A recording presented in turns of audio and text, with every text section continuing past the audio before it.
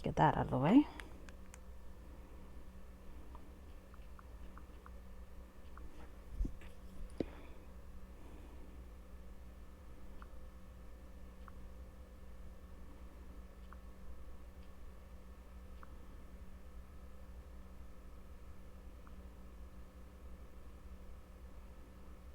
Crap.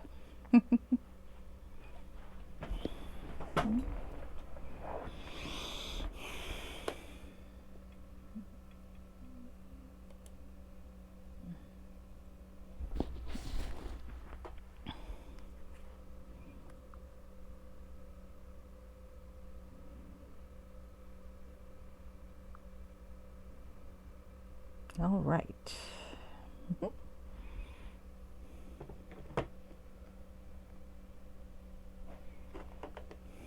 Okay. All right.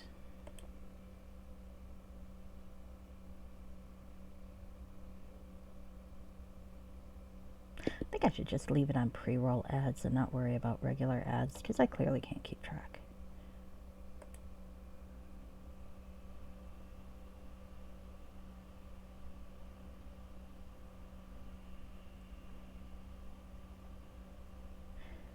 Yeah, let's do that.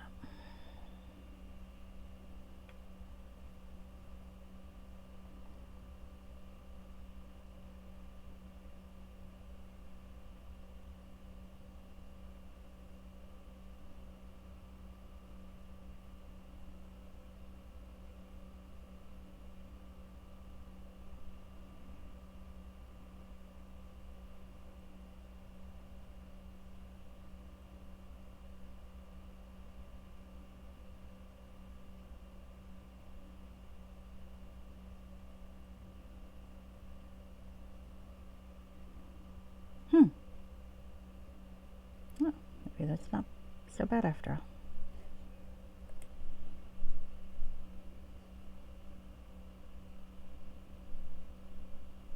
All right.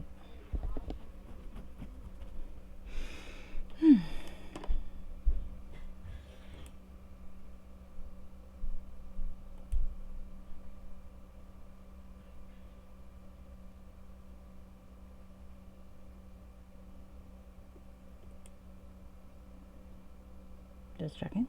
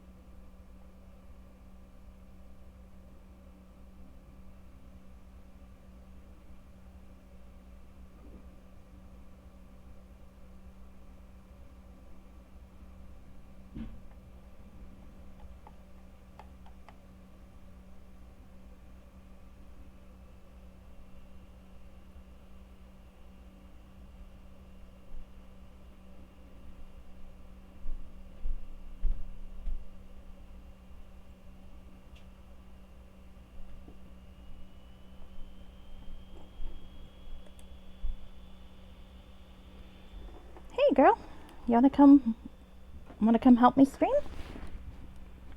You could if you want to. No? Okay, you just want to eat. All right, fair enough. Kind of feel you. Kind of feel you. Have some food. Or do you just want to stare at me blankly while sitting next to your food? You are so weird.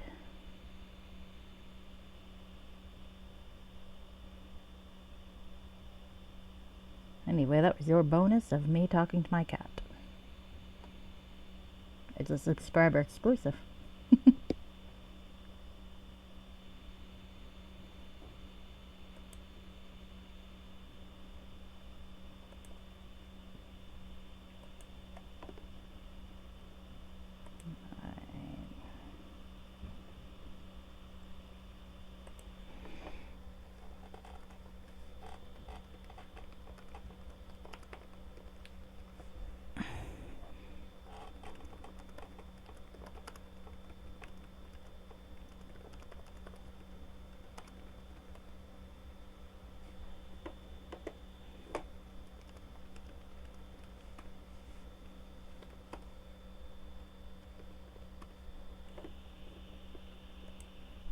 Oh, there I go. Gotta get myself going.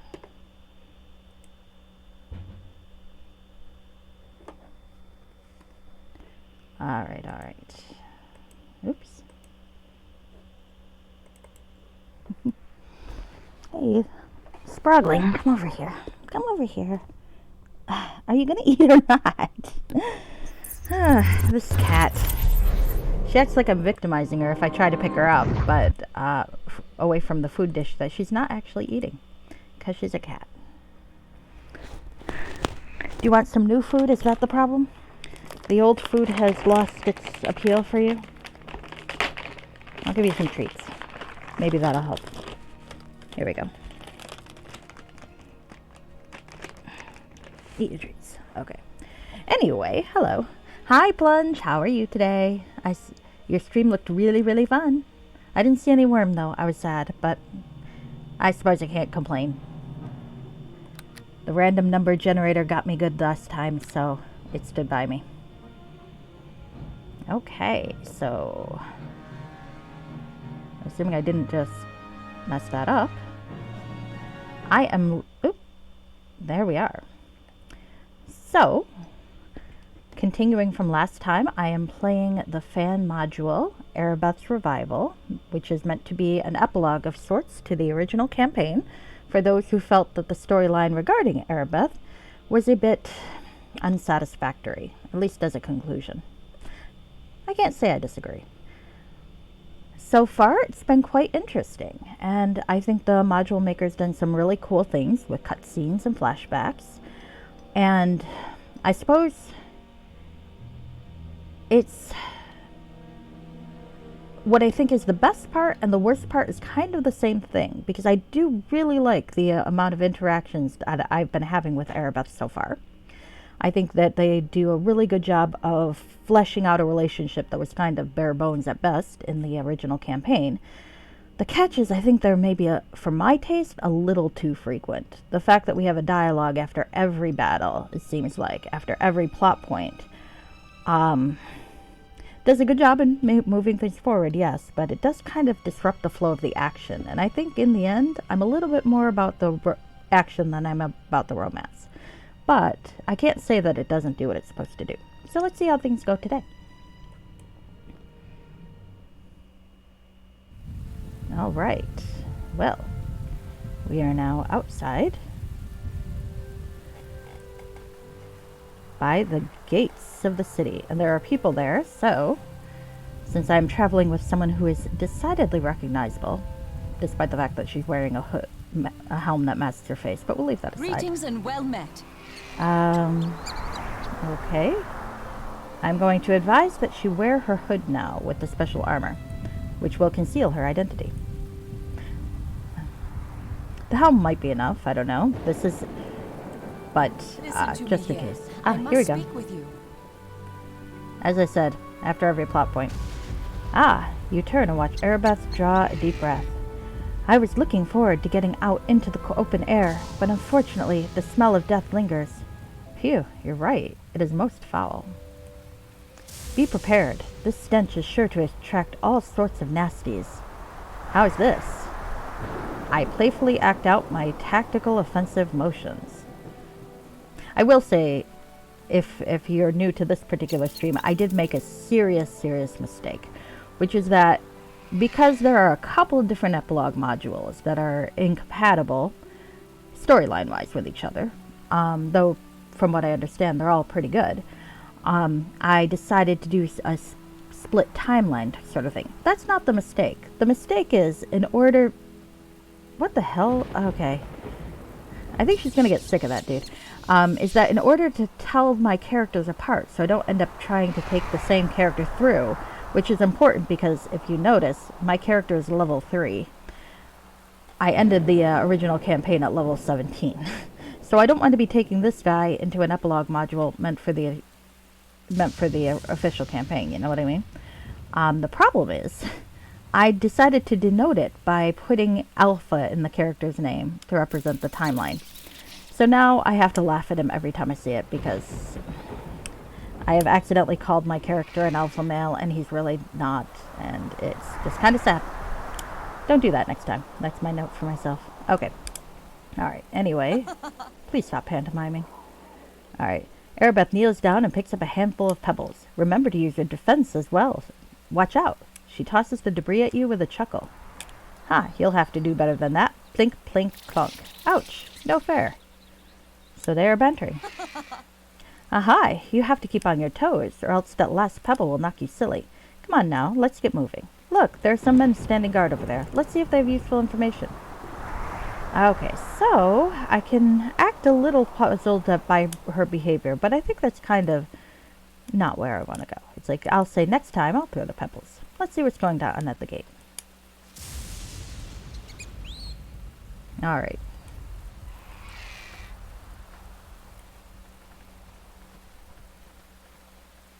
Cat, why are you doing that? Alright. So, there are some people over here. Neverwinter News. Can I see it? Oh, denoting a point of interest. Okay. Neverwinter Notices. Ah, Neverwinter Notices. By order of Lord Nasher Elegandar. Entry to the city is forbidden until further notice unless specifically authorized by his lordship. How would you even get the lordship to authorize it if you're outside of the city and he's inside the city? I mean, even a messenger has to go in. Maybe carrier pigeons? Looters will be hanged by order of city council. Okay. I better watch myself. I've looted a shit ton. So let's talk to this guy. You want to end this in a pool of your own blood? Jesus. Okay, so this guy's a little aggressive. Stand your ground, traveler. Yes, sir. I have authorization from Lord Lasher. I don't plan on entering right this moment, but perhaps you could give me a key or something to get through at a later time? Well, thanks for that. Let me see that letter. Yes, you're all set. Hey, key guard, toss me some keys for these two. They bear Lord Nasher's seal. I mean, it's guarded gate, so... Okay, well... Be careful out there, sir. We've got kobolds and ghouls running around the battlefields. They pretty much stay away from the gate, but don't expect us to come out there to help you if you get in trouble. We cannot stray far from our posts. I think we can handle ourselves. You're level 3. Okay. Aribeth leans over to whisper in your ear. Stephen, I don't think they recognize you. That might be good for us. I agree. What's that? What did you say? Nothing. We're just discussing where to go. Any suggestions? Nowhere is safe these days, though the south road to Leylon might be manageable. There's a grain mill over there, which we'll have to clear out sooner or later. Perhaps maybe you can check it out. There are probably some undead wandering around. That should be a priority to keep the food supply up and running. Yeah, we're aware of that. We have scouts trying to pinpoint viable operations, but we still have to guard the gates for now. I can stop by the mill. I could use some practice knocking some skulls together. Ha! You're a nut. We might be the ones that get our heads knocked together. Listen, about the road to Leylon.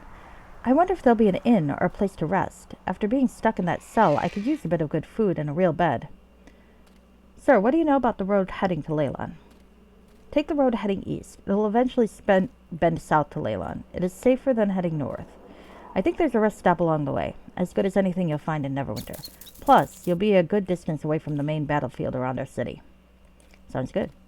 Yes, it does. I'm looking forward to getting away from this area, if only to try to get refreshed. But we should check out the mill before we head out. And if we get ourselves in trouble in the battlefield, we can try to lead the tougher foes back here so these guards can help out. Excellent plan, Ari. Let's go. Still don't know what I think about calling her by a nickname, but I suppose she hasn't complained, so it's probably fine. Okay. Let's see. So the north is supposed to be more dangerous. Oh, there's a skeleton. Always fun to kill a skeleton. God, I do miss my prior levels, don't I? Let me know if this sounds too loud. I did some remixing, and I don't think I fixed it correctly. I bring judgment! Alright.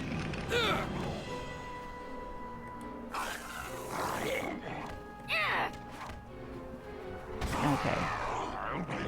Which direction? Ah, thank you. Now, unfortunately, I don't remember all the plot points I was supposed to address. I know somewhere there's a field where there is the kobolds couldn't get her amulet. I remember them saying that last time. Oh. And we kind of need her stuff. So I'm wondering if that field is around here somewhere. Something with ghouls. Unfortunately, and this is one slight criticism, the journal entries don't update very well, and thus it can be a little confusing to remember where you left off. Like here, I'll show you. Like the Aribeth's memory tells me I need to speak to Sari and get her gear, but nothing past that. The blank paper, that's fine. The attacks, we know that Fenthic's family might be involved with the attacks on Aribeth, and that's important, but it doesn't really give an idea of the step next. And the Soul Stone entity, actually here we go, this might be the one. We were attacked by the gnome Cletus, and now he's taken his secrets to the grave. We need to find Esmeralda and Master Ford if we want to find out what they plan. We've also defeated the Kobold commander, so the attacks on Castle Never should cease. Okay, but that doesn't really bring up the amulet. So that's the catch. It can be difficult to remember what you were doing. Of course, maybe that's just me. It hasn't been a very long module, but I have a memory that I have no attention span. That's my problem. All right. Are there anything else to kill around here? Oh, more kobolds. Let's go kill some kobolds. Hello, kobolds. Alpha. That was such a bad idea. It's so fucking distracting. It is somehow more distracting and hilarious to me than the fact that I'm not wearing pants. Alpha. Fucking incel. My character is an incel. No. Look what I've done to this poor man. Maybe it's in the tunnel notes. No, that's a bolt. I meant to look at this. Nope. That just showed me where a secret passage was. Okay.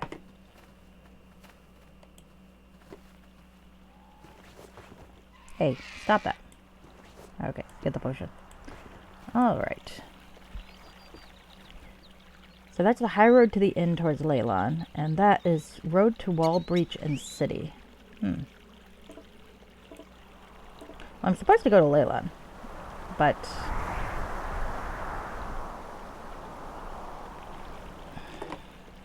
still wondering if the Wall Breach is where I need to go for the amulet, because I don't really remember, and that's on me probably, but still. Huh. Hey, we got to have a couple battles, and she hasn't tried to talk to me in a while. Thank God. No, that's mean. I like the dialogues, I do. It's just sometimes you just want to murder things. Alright. Okay, so there's the grain mill.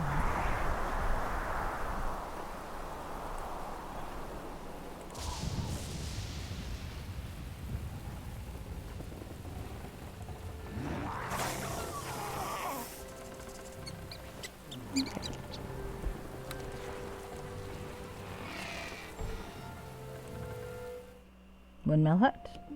Oh. Area remarks. Oh, listen, do you hear those songbirds? Let's find them. That was well done. I have to admit, she's a pretty good sidekick.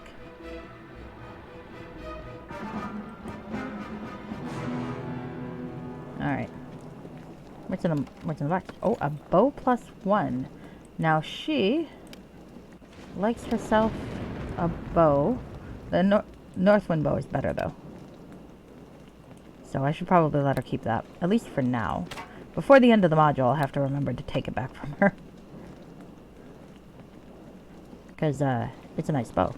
And because I'm not sure her equipment is going to continue on to the next one. I doubt it. Because she's an NPC and there's no way to really know unless there's some sort of database. Look out, Ari. Here they come. Let's clear this place out before we do anything else. Okay, that's a good idea. I was actually planning to do that anyway, Steven. You don't have to tell me what to do.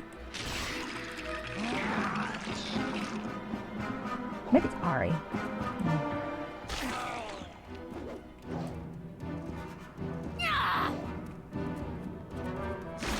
Makes me think that when this game initially came out, Ariana Grande, who, according to that one song at least, used Ari as a nickname, Would have been like 6 years old. Maybe 4. I don't often feel old enough. I have to remind myself. Actually, I have no idea how old that poor girl is, but she seems very young.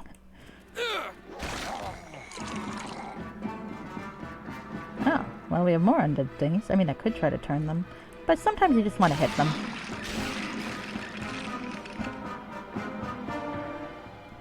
I'm still not sure I shouldn't have item level restrictions on, because the battles are a little easy for me.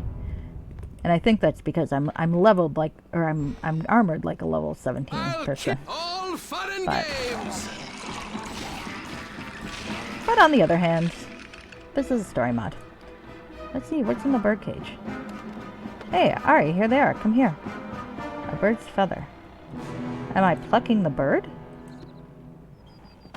Oh, Stephen, aren't they beautiful? Yeah, the poor things. They don't know what's going on. Oh, they look hungry. Oh, they're so cute. What kind of birds are they? Aribeth takes a closer look. Let me see. Oh, they look like a couple of snowfinches. I remember stumbling across a nest of hatchlings once when I was a wee little elf. You smile as Aribeth reminisces. Really? Did you adopt them on your own, as your own? No, though I did spend a week or so bothering their poor mother. Poor dear. Every day I would take a little stroll near the patch of thickets, and I would poke my head in between the branches to check up on her clutch. And I bet Papa Finch were sure to scold you. Tisk tisk. You know that you're right. They were hopping mad, bouncing from branch to branch and squeaking at me like crazy. I still remember the morning when they took their first flight. I felt proud as if they were my own. I was a silly girl. Your parents must have been very proud of you as well, Aribeth. That's a cute story. You point at the snowfinches. Do you think they could manage to on their own if we let them fly away? Oh, most likely. They look healthy enough. I bet they're probably dying to get out of that cage, to spread their wings and be carried away by the breeze. I grin proudly.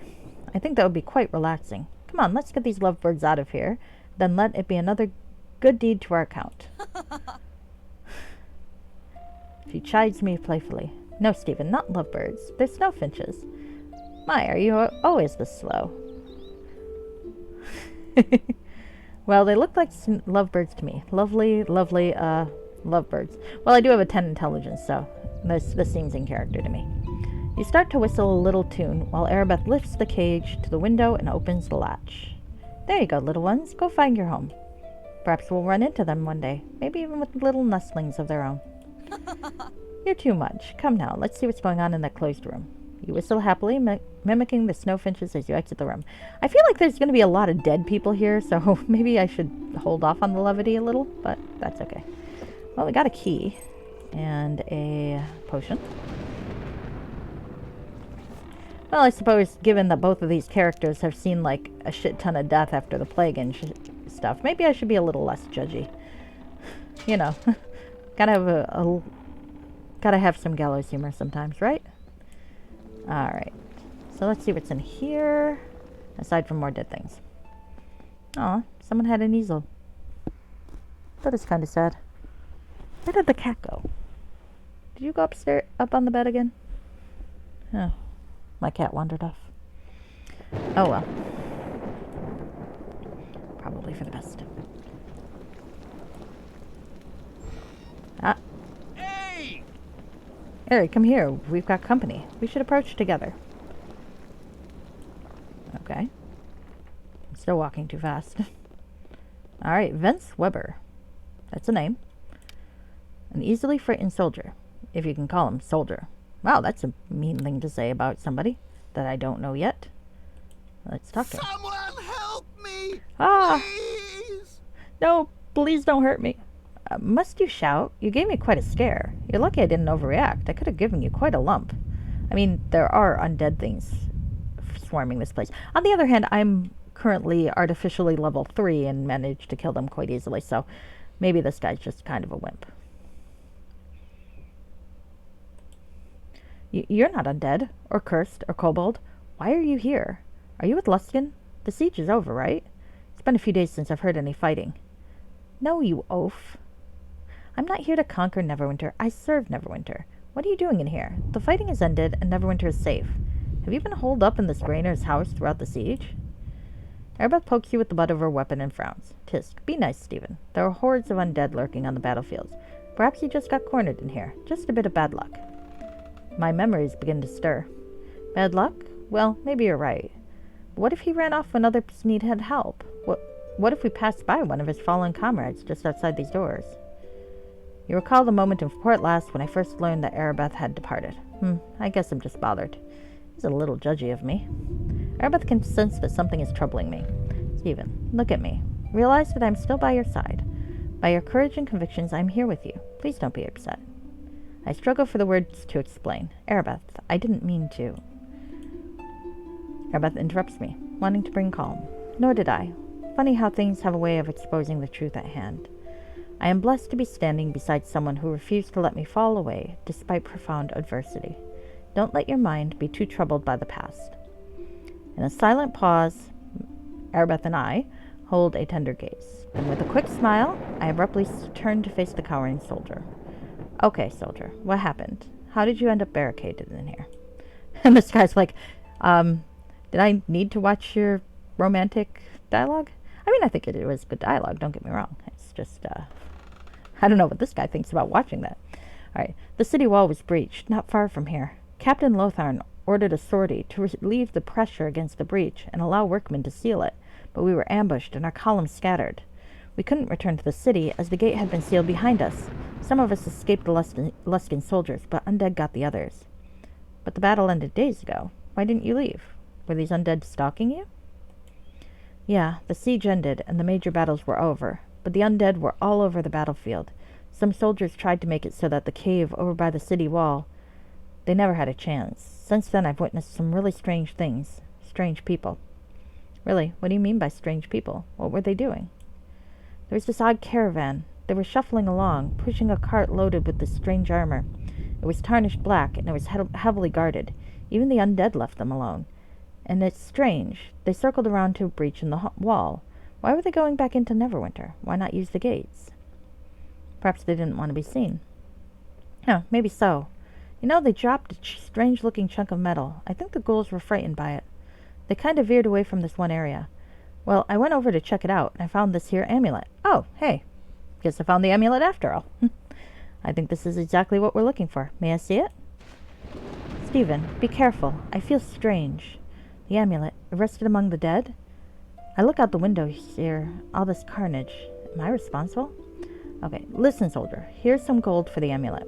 We have taken care of most of the undead in the vicinity, so if you stay on the road, you'll be able to reach the city gates safely. Report to the guards there. I'm sure they'll let you back in. Maybe. That guy seemed pretty aggressive. Well, that does sound better than sitting out here. But hey, what can I expect after the entire northwestern coast has been ravaged by war? Take the amulet. Thanks. I hope I can count on hearing your name spoken in high esteem when I get back to Neverwinter. Get out of here. Make sure you don't handle that amulet with your bare hands. It feels corrupted. Maybe wrap it in rags until we can be rid of it. Yes, I'll be careful. I'm sure it still has some lingering power. I'll wrap it up and bury it deep in my pack for now. So should we pursue Master Ford? It may mean that we have to get back into Neverwinter. That may be our only chance to retrieve my sword and armor, though I really would love to head off down to Leyland. But we should take care of this mess first. With good fortune, we may be able to take a breather later on. Okay, then I suggest we check out the breach. Let's follow the road to the north. Don't worry, we'll get your gear back to Sierra in no time. Okay, well. Okay. I wonder about, because my thing down here always seems very squinched. I wonder if there's a display setting that I've fucked up somewhere. Oh, there we go. That actually looks better. Just didn't open it enough, I guess. Alright. So let's see this fucking amulet. I can't wear it. Oh, that's interesting. I like that. A call amulet given to Aribeth by Morag. It contains magical properties. It's got an armor +2. It's only usable by evil and only usable by a paladin. Okay, well that's not going to be used by very many people.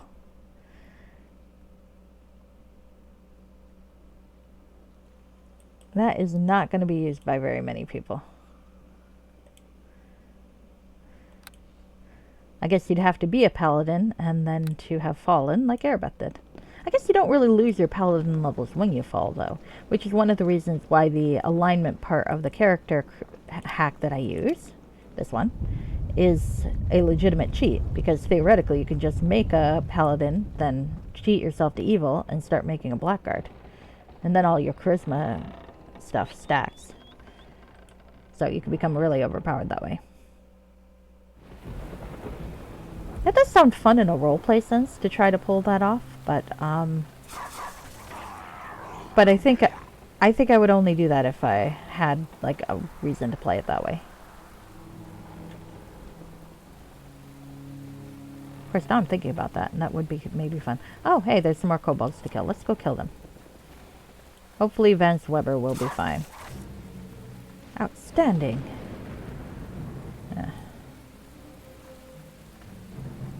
These people need to invest in streetlights. Neverwinter, why have you not invented streetlights yet? Surely there's some sort of weird magical things you can hire. Well, then again, who would you hire to do that kind of thing? Elminster's probably too busy in doing whatever the fuck he's doing. And I wouldn't trust a fucking Harple, whatever the fucking family is, to magic up a goat. I have a grudge against a family. Harpel, I think. I do not like them. They annoy me. Okay. We have found the amulet. So, do I give it to her? Greetings and well met. Let's see. Alright. Scout ahead. Heal. Well, I guess you can have her remove this concealing hood now. We're not near anybody who'd recognize her. So, you should remove your concealing hood. I'm missing your beautiful face. I do prefer the feel of the wind flitting through my hair. She's also wearing a watchman's helm, so it's really not doing anything. Actually, I'm not sure that the watchman helm is all that useful anyway. I don't think it gives her any AC, so maybe I'll take it off. It is a romance after all, so it is more romantic when I can see my lady love's face, right? Oh, well, I've got it anyway. Oh, I guess I'll steal back from her.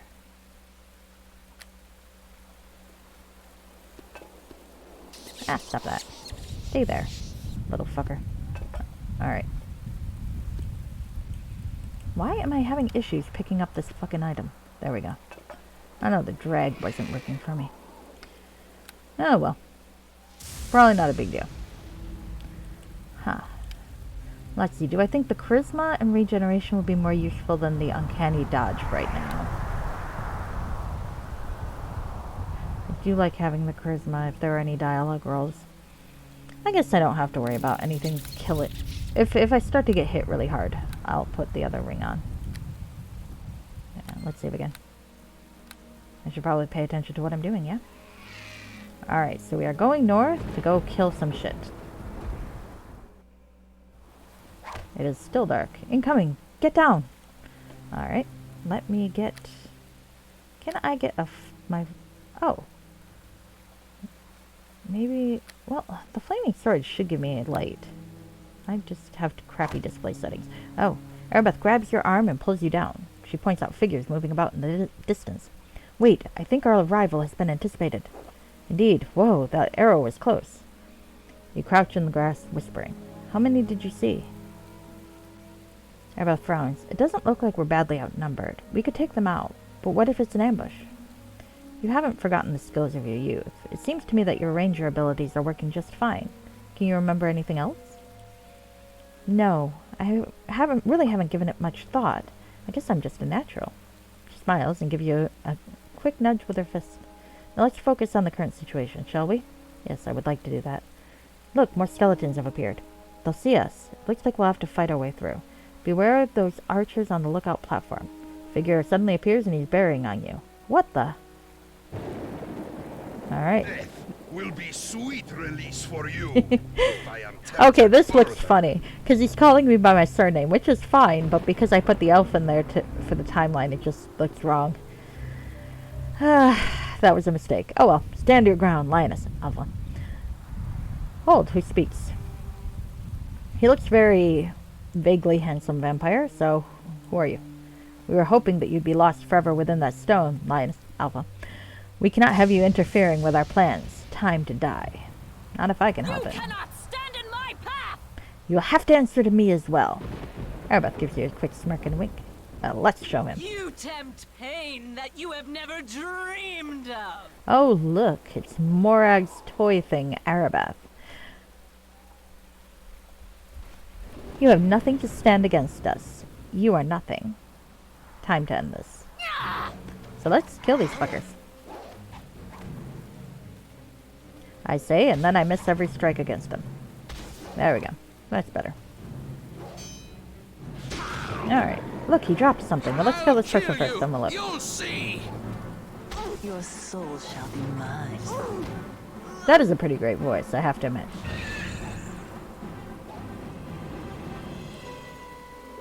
Good evening, Blasphemio. How are you today? I am still playing the module Aribeth Revival, and I'm having a pretty good time with it. I must speak with you. Okay. Let's talk to her. Okay. I'm trying. Greetings and Oh, well shit. met. I just fucked that up. I lost her dialogue. Alright. Fuck, I did that when I was earlier. Fuck. Alright.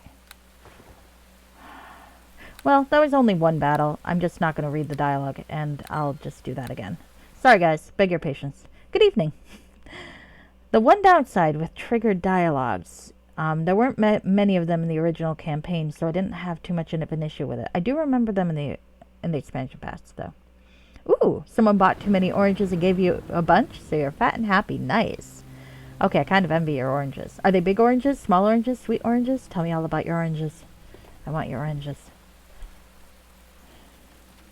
I really want an orange now. I am so suggestible, it's awful. I think I've said before, you probably won't catch me playing too many horror type games on this thing, even if I ever do move past Neverwinter Night modules, because I am incredibly suggestible. So, okay, we're just going to skip through this, because we read through this before, and it's a lot of dialogue. Alright. Okay. There we go. God, it does go so much faster when you're not reading the dialogue. Medium and sweet. Nice. Okay, yes, I do envy you then. Alright. Yeah. This module is estimated to take about 2 to 4 hours to complete. I'm estimating mine's going to take much longer than that because I read everything so slowly when I do it out loud. You'd never guess that I actually am quite good at speed reading myself, but not out loud speed reading. Alright, so I've leveled up. I must okay. speak with you. Okay. Okay, see, I gotta not click on her and then her own dialogue will kick in. I gotta remember it. Okay. Because I don't want to miss the dialogue in a module that's all about the dialogue. Did you see that? Yes, some kind of ethereal. Yeah, I think it's pronounced ethereal. Shape. It's one of those words that I don't think I've heard out loud very often. I feel like I mispronounce so many words because of that. It's like I only ever see it in writing, so then I look like an idiot when I try to use it in context, even if I use it correctly. Alright, yes, some kind of ethereal shape appeared down right after we struck them down. Whatever they are, I think we met some before, back in the tunnels. This doesn't look good. Wait, looks like he dropped a piece of parchment. So let's see what the piece of parchment says. Alright, piece of parchment. Is there Listen to me here. I must speak with you. I'd look at it. Well, what is it? Some kind of message. You quickly scan the page. I don't know. It's strange. These guys are setting up some kind of meeting. In a bakery?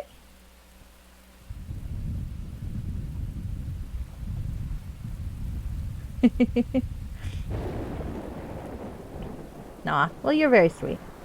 And you know, you're probably right. It's just one of those things that I'm self-conscious about.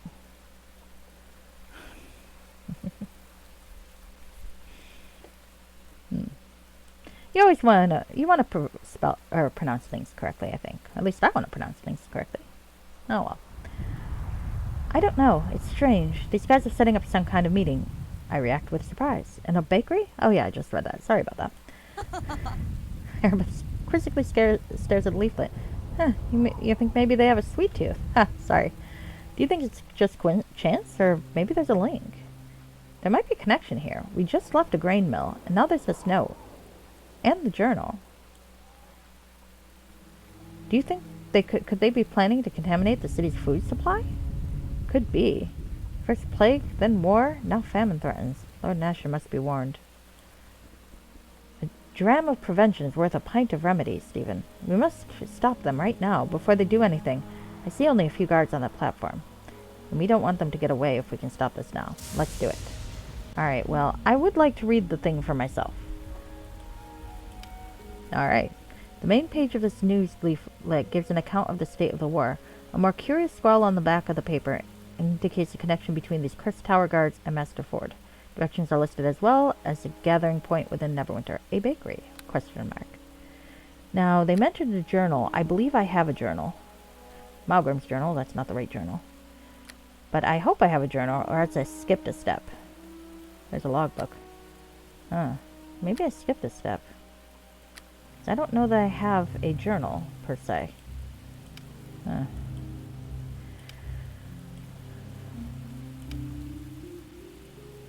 That is... You're not wrong about that, Blasphemia. You're not wrong. Alright. Huh, maybe I don't have a cultist journal. Now that concerns me a little, because I really don't want to lose a plot point, you know? Okay. Hey, do these things fucking stack? It'd be nice if they did. No, sadly. Alright. Huh. I didn't shove one into a stupid place, did I? Alright.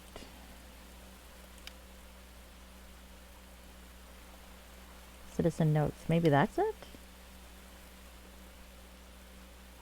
Huh. Journal. That still bugs me. Still makes me worried. Oh well. I don't see a journal on the ground here, though, so I guess I'm not going to worry about it. I should maybe level up while I get a chance. Paladin? Let's get us back to level 4. I bet they're not chintzy with the experience, at least, so it hasn't been too strenuous to level myself back up. I miss being level 17, though. Alright, and I think Aribeth levels with me. So, Aribeth can gain levels every time you do, but you have to remind her to rise. Every time she levels up, some of her memories may come back, which she will want to discuss with you. Avoid leveling up near a potential combat situation. Well, we are kind of near... fuck it, let's do it anyway. Hold on, then. Give me a minute, and I'll be ready to assist you. Leveling up. Listen to me here. I must speak with you. Okay. Aribeth tries out a few thrusts and parries. Wow, it feels great, getting my bearings back. I recall more of my fighting skills. She flexes her muscles. This arm brace is too tight. I didn't notice this before. I wonder what other skills I will gain as I recover my past. You're not only remembering old skills, Aribeth, you're also learning new ones. Perhaps you will choose to pursue a new path. You certainly have all you need to do so. Sometimes it seems I never had a choice in the matter, that I walked a predetermined path. Did I choose to become a paladin, or was I forced into the role by circumstances I couldn't control?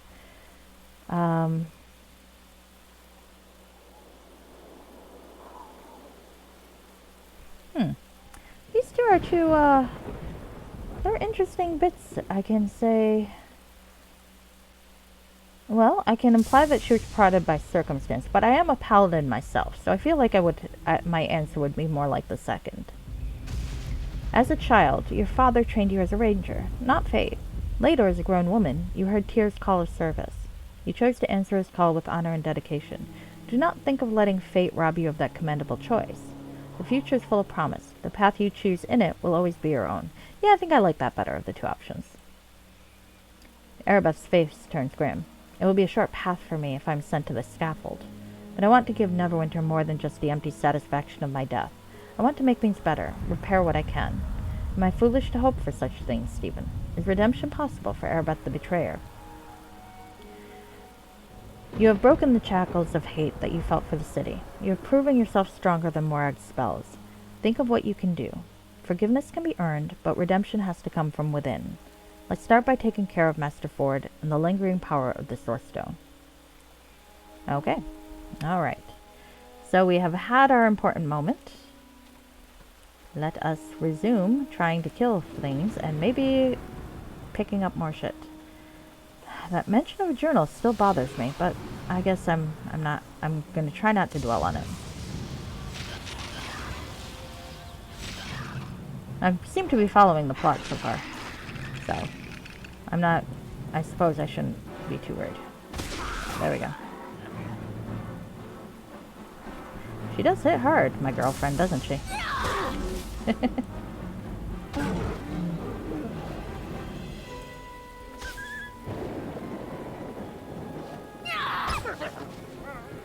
Now, one thing about this module is that you can actually, supposedly, play it as a woman, even though there isn't a moment in the original game where you get the ring from Aribeth. I'm not sure how that affects, because there are a couple of points where the ring brought about like a conversation or two, so I'm not sure how that works. But it is good to know.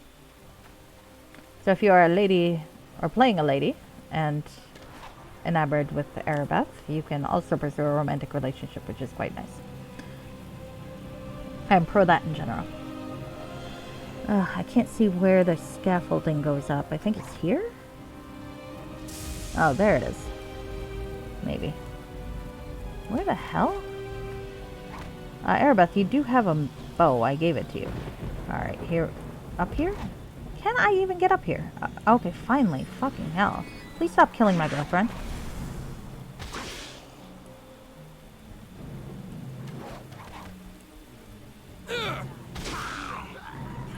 Okay. Good. She can heal herself. At least some. Alright.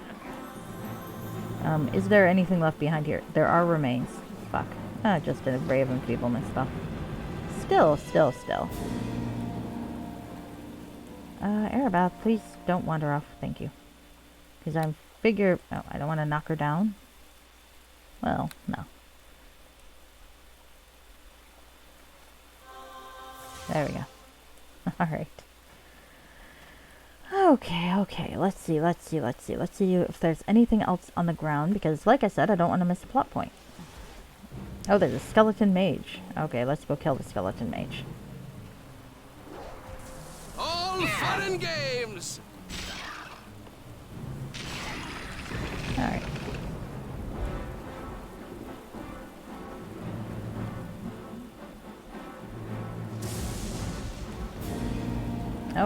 Okay, here we go.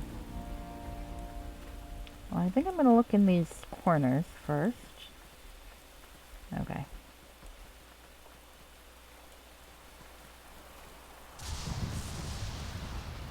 I like when the damage immunity absorbs stuff after I've already killed them. Alright. Alright. Oh, some wolves. Poor wolves. Let's kill the wolves. Knock it off. I feel like there should be a conversation trigger somewhere around here. I hope so, because I feel like I'm supposed to go somewhere. Oh, there. That's probably where I have to go. In that area in the wall that does not appear to be complete on my map. That's probably where I'm going. I feel like it'd be a little easier to see in the daylight, but oh well. I'll kill you! You'll see! That is still the worst fucking taunt. She's got better taunts. Like, take this fool as a much better taunt than I'll kill you. You'll see. Yeah, of course he'll see. He's dead. Fucker. Sometimes you can really tell the 10 intelligence in Steven. He's very pretty, but he's not too bright. Alright. Here's where we're going, I think. And I'm going to save every single fucking transition. Sorry, guys. It's just going to be the... I'll keep the ending save. Yes, I would like to overwrite. Thank you. We'll call it save 6.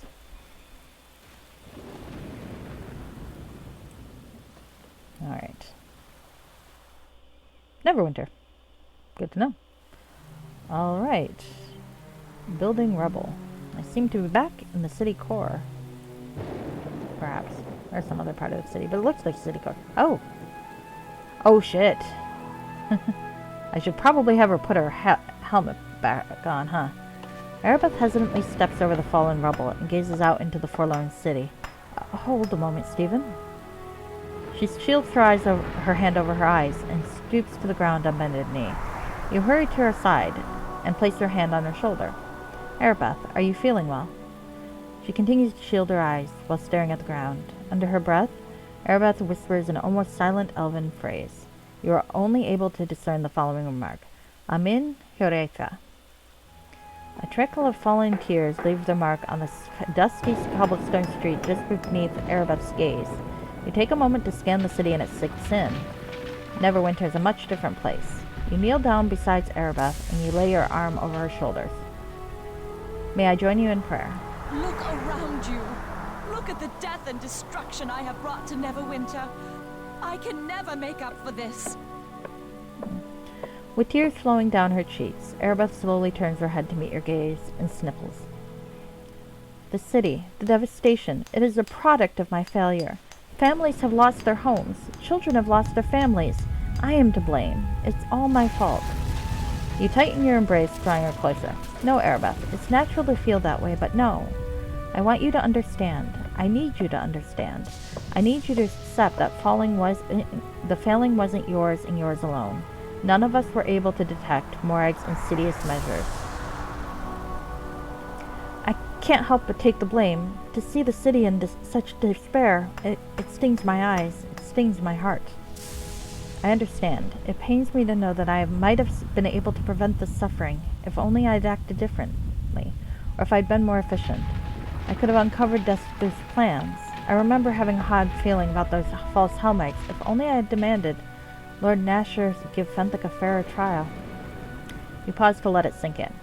It pains me to know that you are suffering, Aribeth. While both of you are still on bended knees, Aribeth rotates herself to face you and presses her forehead down against your shoulder and continues to weep. I'm sorry. I don't know what I'd do without your support. May Ilmater bless us, help us to persevere when our sorrows overwhelm our course. You have been steadying yourself by placing a hand on your knee. Aribeth reaches over and places her hand over yours. May Tyr look upon this fallen paladin with mercy. May he continue to guide our steps. You help her to her feet and wipe away a few of the remaining tears from her cheeks as she lets out a deep sigh. Are you ready to move on? Yes, I think so. Thank you, Stephen. Alright, so... Oh, I should probably have her put her cowl back on. There we go. Okay, give me a sec. That bit of dialogue that doesn't quite really work with the setting to me, but that's okay. It is what it is. Alright, so let's look at this abandoned building, and oh, there's someone to talk to. Mariston Davis, who is walking around. Hello. Stay right here. Hold this spot. Oh, goodness. Okay, shit. Kind of botched this. I'm gonna restart, because I don't like trying to manage too many things at once. But I'm gonna just skip through that dialogue again. Blah blah, Aribeth has rather understandable angst at the moment.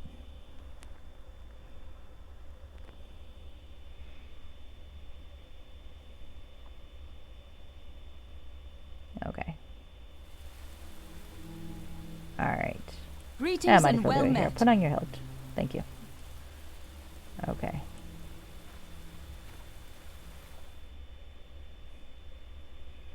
Okay, so... Greetings and well met. Oh no, I don't need to do anything here.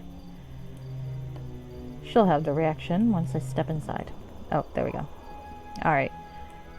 Theme... Look around. No real choices in dialogue here, which is fine.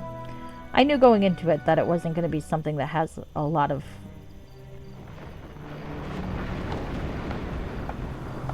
dialogue options, because, well, you're replaying one story. Oops! Ari points out the hard-working man to the south. Okay, that's the guy I talked to, but there's a bandit archer that we're going to have to kill before that. Okay.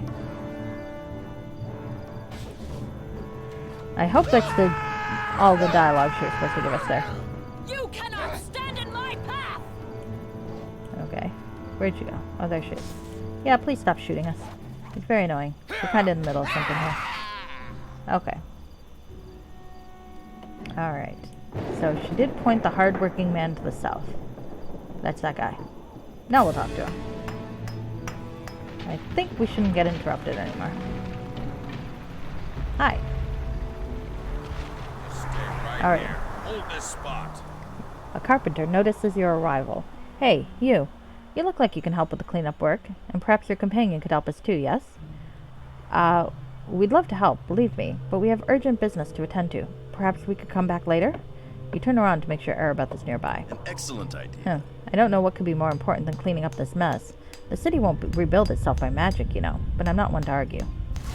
We're truly sorry, sir. We'd like nothing better than to see Neverwinter return to its former glory. You're an example for all citizens, sir. Neverwinter will live on because of people like you. We will gladly come back later and help you in your task, won't we? But of course, though for now, we will try to help Neverwinter in other ways, and maybe we will soon get a chance to help sort out the rubble. Very well. Perhaps I was too swift to judge.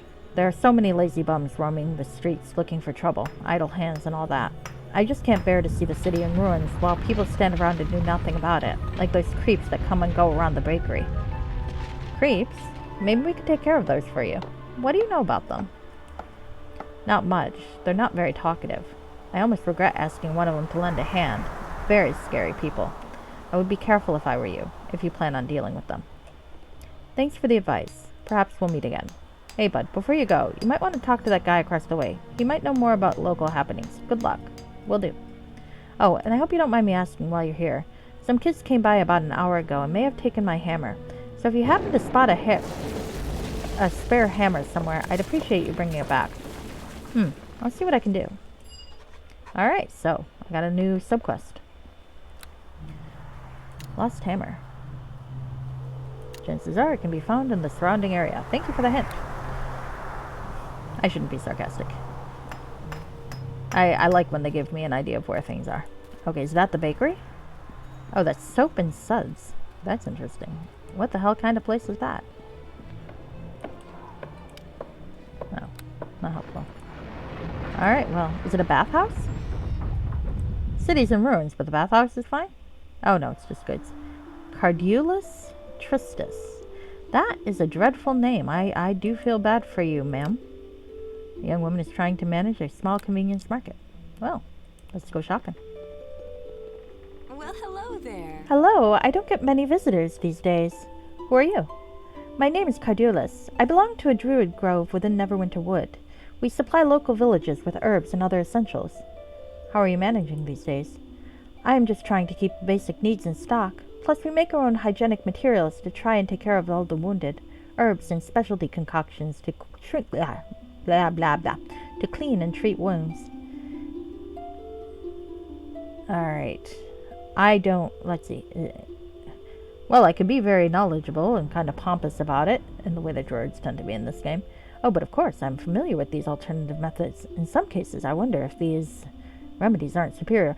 I don't feel like that's, Stephen. I think he would say I'm out of my expertise here. Though, he does have spells and potions, so I might say, well, isn't that what spells and potions are for? Stephen, there are other useful materials besides magic and potions. Oh, look at these. What was that? Oh, look at that. Those would be useful. We wait patiently while Aribeth fills up her sack with various components. Here you go, madam. I'll take these. These look interesting, Aribeth. Be sure to clue me in sometime on what you've bought. Stephen, these items are just as important as any weapon or shield. I'll tell you about them when we get a chance to sit back and relax. I'll remind you. Take care, Cardulus. Alright, well, I guess we made her happy. Can we see her goods? Very much. Nope. Just a role-playing moment, then. Alright. So, we've bought some herbs and spices from there. I was going to make a dirty comment, but perhaps I can... Oh, good, I can see now. Yay! There's Bram, Lannon, and Poochie. Bran is probably the person that Mariston was talking about who would know what's going on account of he is the only person in sight. And that is another shop. Makeshift market. Okay. What do you want? Hello. Oh, it's one of the clones. I shouldn't be mean. Well, actually, it's not Neverwinter. That's making fun of the original campaign. Alright. Hello. It is a rare sight these days to see a new face in these parts. If you're in need of some supplies, this is about all you'll find right now. There must be some shops open around here. Yes, you might find some around the city. They'll probably be able to offer you a higher quality selection, but there aren't many, and the prices are pretty high. How are you able to fare out here? The streets are not safe, with looters and deserters from Luskan roaming this quarter.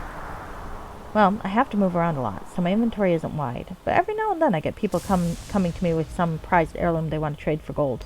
A magical ring will not feed an empty stomach, if you know what I mean. Yeah, I understand quite well. Besides, any shop that's still standing after the siege is pretty short on supplies. There are a lot of broken weapons and damaged suits of armor that needs fixing, and not enough smithies. Any durable item that comes my way is worth triple its weight in gold. So you must be doing all right. You might expect that, but what you said before is true. The streets aren't safe. The city guards have their hands full just keeping order in the castle district, so I lose my share of valuables to thieves and such. What about food? I picked up a newsletter about the siege and it mentioned a bakery. With food being rationed for the siege, I'd imagine that such an establishment would be pretty popular right now. A bakery? Well, there's one down the street there, but as you said, all of the food suppliers have had to resort to major cutbacks. It's back to basics until order is restored and the city gates can open. Don't expect anything but bread. It makes me want to whistle something from Sweeney Todd, but I don't remember the musical well enough. A bit of bread would be nice, but actually I'm looking for someone, or something. Well, I don't know many people in this area, except for an older woman and her brother in that house over there. They might be able to help, but I do think the bakery is open. So, do you want to see what I have for sale? Yeah, sure. Alright. Well, actually, some of this stuff isn't bad. He's got some +1 goods. A thieves' hood's a nice one. I don't, I can't wear it, but still. Mask of Persuasion. I used that in a different game, and that was quite nice. It looks creepy, but it's very effective. Braces of dex, braces of armor. Oh yeah, look at this. He's got +2 items. Wow. I find this guy sketchy. How does he have +2 items? Well, I mean, he's probably right. His story of events makes some sense, but still, look at this crap. Oh, I should check. I did want to check Aribeth to see what her... If she has... Every time she levels up, I always check to see if she's got a new, like, a weapons specialty. Because I can probably give her a weapon if I know what it is. But so far, no. Let's see. So they gave her skill affinities. That makes sense. Makes it useful.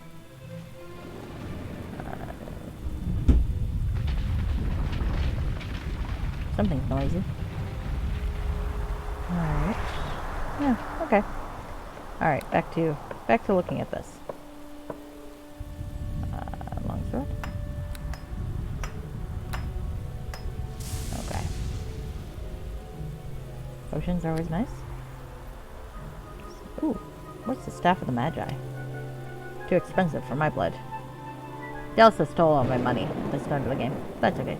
This type of staff is the pinnacle of the artificer's craft, and each one represents the culmination of decades of study by a master spellcaster. With the secrets of their creation all but lost, more such staffs are found. Okay, what does it do? Ooh. Wow. Wow. Okay. Alright, that's kind of cool. Can't use it, but that's kind of cool. Alright, let's see. Got traps. Well, if I needed to sell traps... I remember seeing a review. Someone was complaining that there was nowhere to sell their traps. But this guy, I think you can sell traps to him. If he sells it to you, you can usually sell it to him. Okay. Oh, but maybe that review was before this current version of the module. That does happen sometimes. You always gotta watch for that sort of thing when you're reading reviews. Alright. Now, sadly, unlike the original campaign, it's not quite the Monty Hall. Probably for the best. We don't need to be fishing lots of gold out of things. That's Poesile's home. Well, Poesile is, I believe, the fellow who made this mod, so it might be interesting to go in there.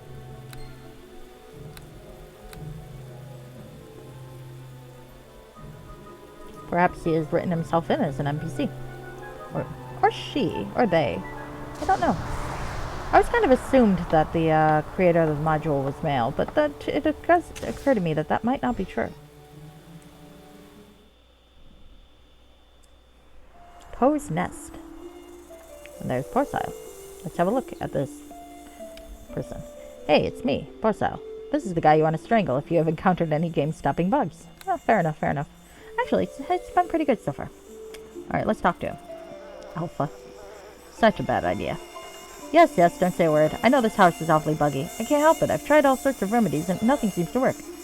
What are you doing? Raising a colony of mosquitoes? Oh, I don't know if I can stand this place. Too many bug bites. Yeah, I know. Let's get out of here. Sorry, guys. Please don't hurt me, and good luck. I hope these bugs don't follow you around your adventures. Yeah, we're off. Oh, and if you see Overmind around, tell him I've got something for him in my drawer over there. Here's asking about it. Sure thing. Alright, so we got a little bit of fourth wall, breaking. Let's steal the author's stuff. Surely it can't count as criminal if it's the author's stuff, right? Necklace of the Overmind. Criminal +2.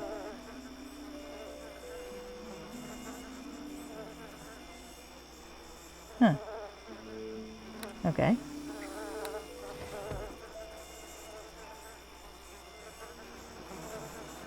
What the hell is the Overmind? Oh, okay. Weird. Okay. Oh, bugger, the door is locked. I wish I knew the password. Okay. Well, I'm not going to steal the weird necklace. Though, I mean, if it is supposed to be for Aribeth, then maybe I should steal the weird necklace, huh? Nah. We'll wait. Gotta keep an eye out for someone named Overmind, I guess. Alright, so that's the makeshift market. That's a local's home. So, let's poke around the local's home.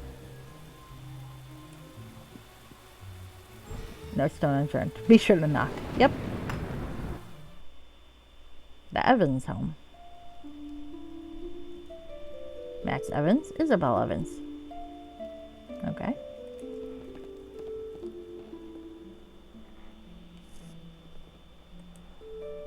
Hello. Please, speak with my sister. I'm busy trying to make plans to travel home to my wife Liz. She was at her home down south when the warring began. Oh, okay. I'm sorry to bother you, sir. Are you a Roswell reference? Well, this was back in 2008, so it would have been the Roswell series as done then, so not the current one, obviously.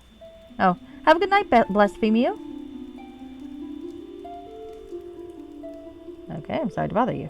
We must share words. Yes, who is it? Did you knock? I think so. Sorry to barge in here. I do think I gave the door a knock or two. You might have. My hearing isn't what it used to be. Why are you here? My name is Stephen Lyonesse. Alpha. Sounds like so dumb. Madam, I'm sorry for disturbing you. Lord Nasher has charged me with a mission. I was hoping you might be able to help me. The damage to this neighborhood is so great, I don't even recognize it. Yes, I know what you mean. The siege has turned Neverwinter upside down. I used to run a prosperous jewelry and gem shop. But today, whatever gems that haven't been looted are sitting beneath a pile of rubble. I'm sorry to hear that, madam. I came to Neverwinter to visit my sister when I heard news of the plague. My wife and I live in Baldur's Gate. I've been stuck here since. Max sorts through some papers. I guess I shouldn't complain. Most of the neighbors around here have either fallen to the plague or died during the siege. I hope she's safe. I'm not sure we really know the extent of Morak and Malgrim's destructive course.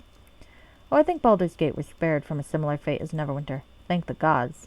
Can't wait to get out of here. I've been away for far too long. Isabella's going to leave with me, as soon as we can safely travel down this road coast. Yes, that seems like a wise decision. Trade is the city's lifeblood, and I'm sure Lord Nasher will do the impossible to reopen trade with the neighboring cities. It's obvious that safety is an issue for travelers these days. But tell me, have you noticed anything out of the ordinary? Strangers who are new to the area. Yes, have you seen anything suspicious? Yes, I am live. Hello, Toasty, how are you? By all that is... Ugh. Hey, she's wearing her cloak. Try to protect us. A look of frightened recognition dawns on Isabel. It's Aribeth. I know that voice anywhere. What's going on? You tug at your armored cowler. Aribeth bows before the scared woman. Please, don't be alarmed. The Aribeth that you knew, the lost soul who led the onslaught against your city, is gone forever. What we mean to say is, well, it's not easy to explain. You haven't found the class you need? Yeah, well, that's what your advisor is supposed to be able to help you with. So hopefully your advisor can do what you need them to do.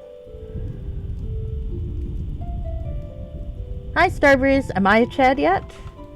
Well, I am an alpha, apparently. Still such a bad idea. Sometimes... I am pantsless and I'm with my hooded girlfriend. Okay. What we mean to say is, it's not easy to explain. Oh, you're taking horses next semester? Horses sounds interesting.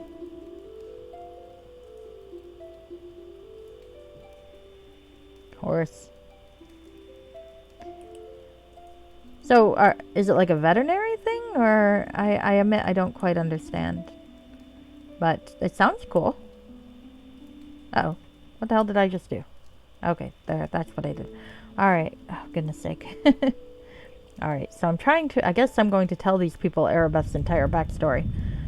Lady Aribeth has, well, it's good practice, has fallen victim to sorcery of the blackest kind imaginable. She has come back to us now, but we fear some dangerous items may have fallen into the wrong hands. We're trying to track them down. They might help us to exonerate Aribeth. Lady Isabel lets out a sigh of relief. I'm sorry, please excuse my reaction, Lady Aribeth. Sir Stephen. Are you by chance the man who single-handedly stopped the Lescan siege? Well, indeed I am, but I had precious help from many friends, including Erengend and even Lady Aribeth here. Once we released her from the Old One's evil spell. I don't remember it really being a spell per se, but okay. For this module, I will go with it. No, it's just how 2 horse 10. Ah. You get to hang out with a horse 1 time a week, so why wouldn't you? Yeah, that's a good point. That's a good point. Best part of college was getting to take interesting classes like that, I think. Okay. We are now looking for some dangerous individuals who are trying to salvage a portion of Morad's power. Now that you mention it, yes, one of the reasons we are in a hurry to get out of here is that there are suspicious people milling about a home just northwest of here. Something about them gives me the shivers. I fear if we don't leave now, we might regret it. I give a nod towards Aribeth. That's precisely what we're looking for. You have our heartfelt thanks. We will look into this matter personally. What? No, please. We don't want any more trouble. No. It's all right, dear lady. No harm will come to you. I'm sure of that.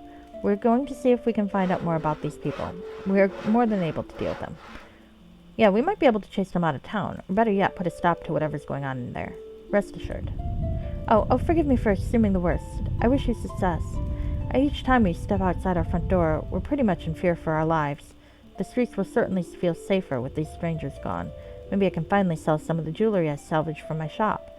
I feared I would be robbed of them. Oh, goodness. Really? Really? Okay. You stuck to your major. That's a good idea, these last 2. I feel ya. I kind of had a similar thing go on with mine. Your eyes light up with a bright idea. What's that you say? Do you have rings for sale? Really, dude? Already? I guess I'm gonna propose marriage already. Isabel fetches a sack and pulls out a handful of rings. This is all I could find in the rubble, just a few pieces. Would you like to see them? You take a quick glance at Aribeth. Most certainly, Isabel. This is a nice surprise. I've been meaning to do this for quite some time. This does seem a little bit quick, even with all the dialogue before, but okay. I turned to face... Well, they did say in the module summary that we were operating under the assumption that the characters had quite a lot of time to interact during the original campaign itself. The author did say that. So I guess if I look at it from that perspective, this is not as abrupt as it kind of seems right now. But okay. I have always remembered the time you gave me your ring back in Port Last. The gesture really meant a lot to me. Even though we have found ourselves so far apart, the memory of that moment gave me the extra push that I needed to finish off Morag. Yeah, I do wonder how this would work. Supposedly you can do it with a female character, but you wouldn't have Aribeth's ring. Really? That's so nice of you to say, Stephen. I'm sure I felt so miserable about not being able to go with you. Part of you has always been with me, Aribeth. Never forget that. It's comforting to think that I might have continued to play a role in our endeavors, Stephen, even beyond my assistance in Port Last. She looks to the floor and closes her eyes, before I succumb to Morag's manipulation. I reach out with my hand. Not you. You don't get to play the romance. And lift her chin. I meet her gaze with a smile. Aribeth, don't let the adversity of the past weigh you down. Your lovely countenance is too fair for such a frown. I chuckle. Okay, so I'm not a bard. I wonder if that line would be different if I was a bard. This guy's laughing at me. Aribeth can't hold back a short laugh, despite her move. Max and Isabel give each other a smile and laugh already. Sir Stephen, after that little poem, I'm afraid Isabel will have to charge you double. You let out a hearty laugh. Alright. Okay, how much gold do I have? Oh, wrong screen. I got a decent amount of gold. And I got a lot of shit that I could be selling for more gold. So I guess I can pay the full price. Let me make a trade with the merchant, then I'll be right back. I could offer 25. I can choose the most elegant, and I give him... Yeah, go with that. I will give you 500 guilders for this ring as well. It will help you and Max find safe travel to Baldur's Gate. Once we've taken care of those shady characters, your neighborhood should be most secure and your house should be safe. Oh, congratulations! I'm sure you'll have fun with that one shot. I am very grateful.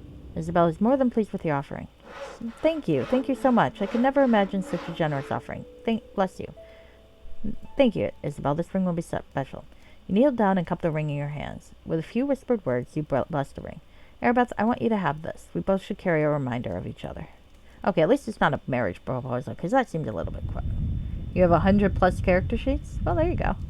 Someone should definitely be able to find a character that works for them. A look of surprise comes across Aribeth's face. Oh, Stephen, that's so sweet. It's lovely. Thanks. It's nice to know that you care, and it fits perfectly. Aribeth steps towards you and kisses you on the cheek. You kiss her on the cheek and hold her in a tight embrace. Aribeth, you fit perfectly in my arms. Aribeth wipes a tear from her cheek. Oh, that probably should have been green, but that's okay. I lost an item. I lost her gift. Okay. It's safe for us to move on. I wish you both safe travels. I wish you well. Huh. Oh, I gave it to her. That's why. Okay. Can I see it? Do you have it? Is it like a physical item? It is. Look at that. Is it? Oh, staving throws will play. Oh, that's snarky. That's fucking snarky.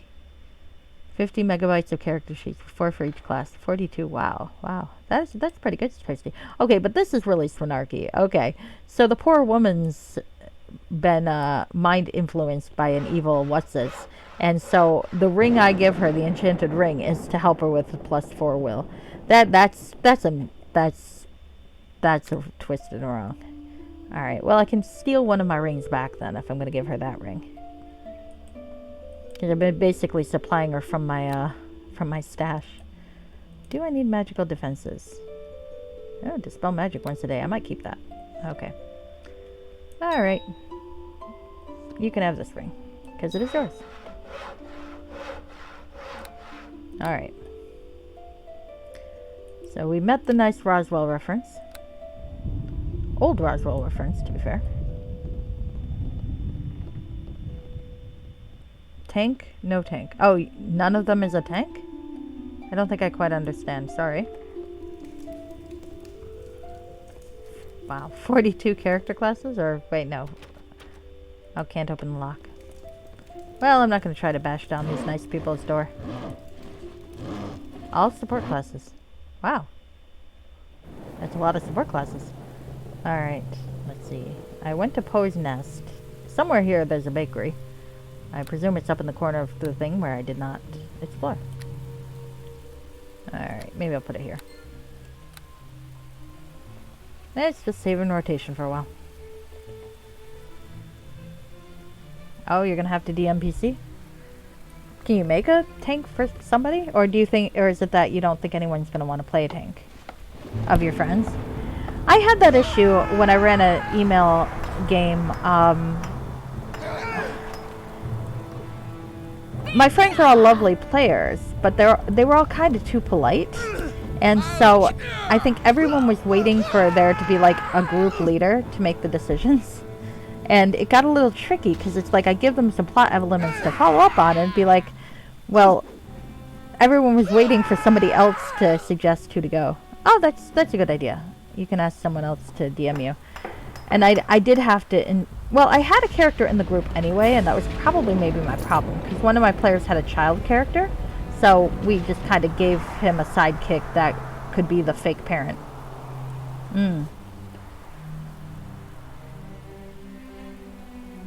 Ah, there you go. There you go. Fair enough, fair enough.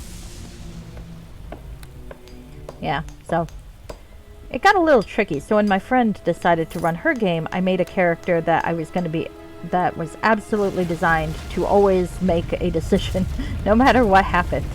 And that worked out pretty well, except for the character kind of tends to railroad the plot a little bit, which was not my intention. But, you know, it's kind of a balance.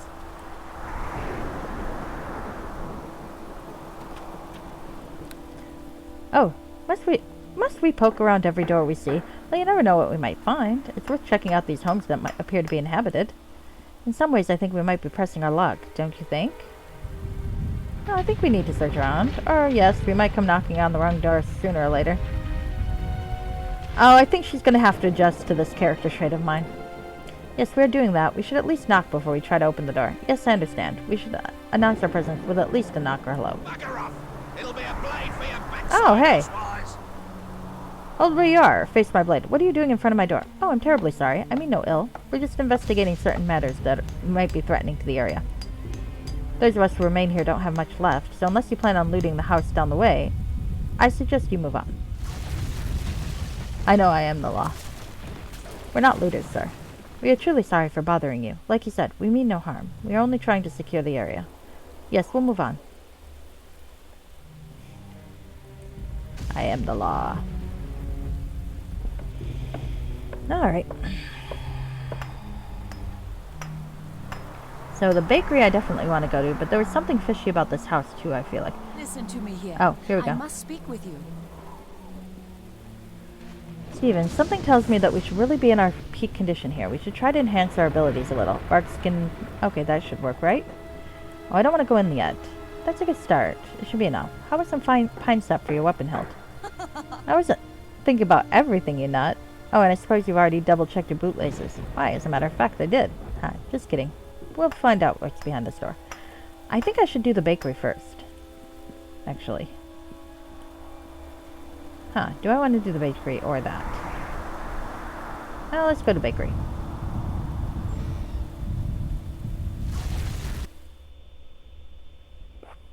Okay. Oh! People to kill. Alright. Things to kill, people to kill. Hello, friends. It's time that you die.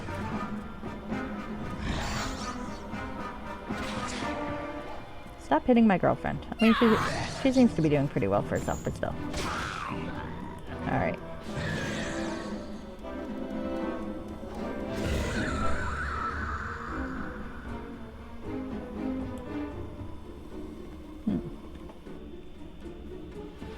Alright.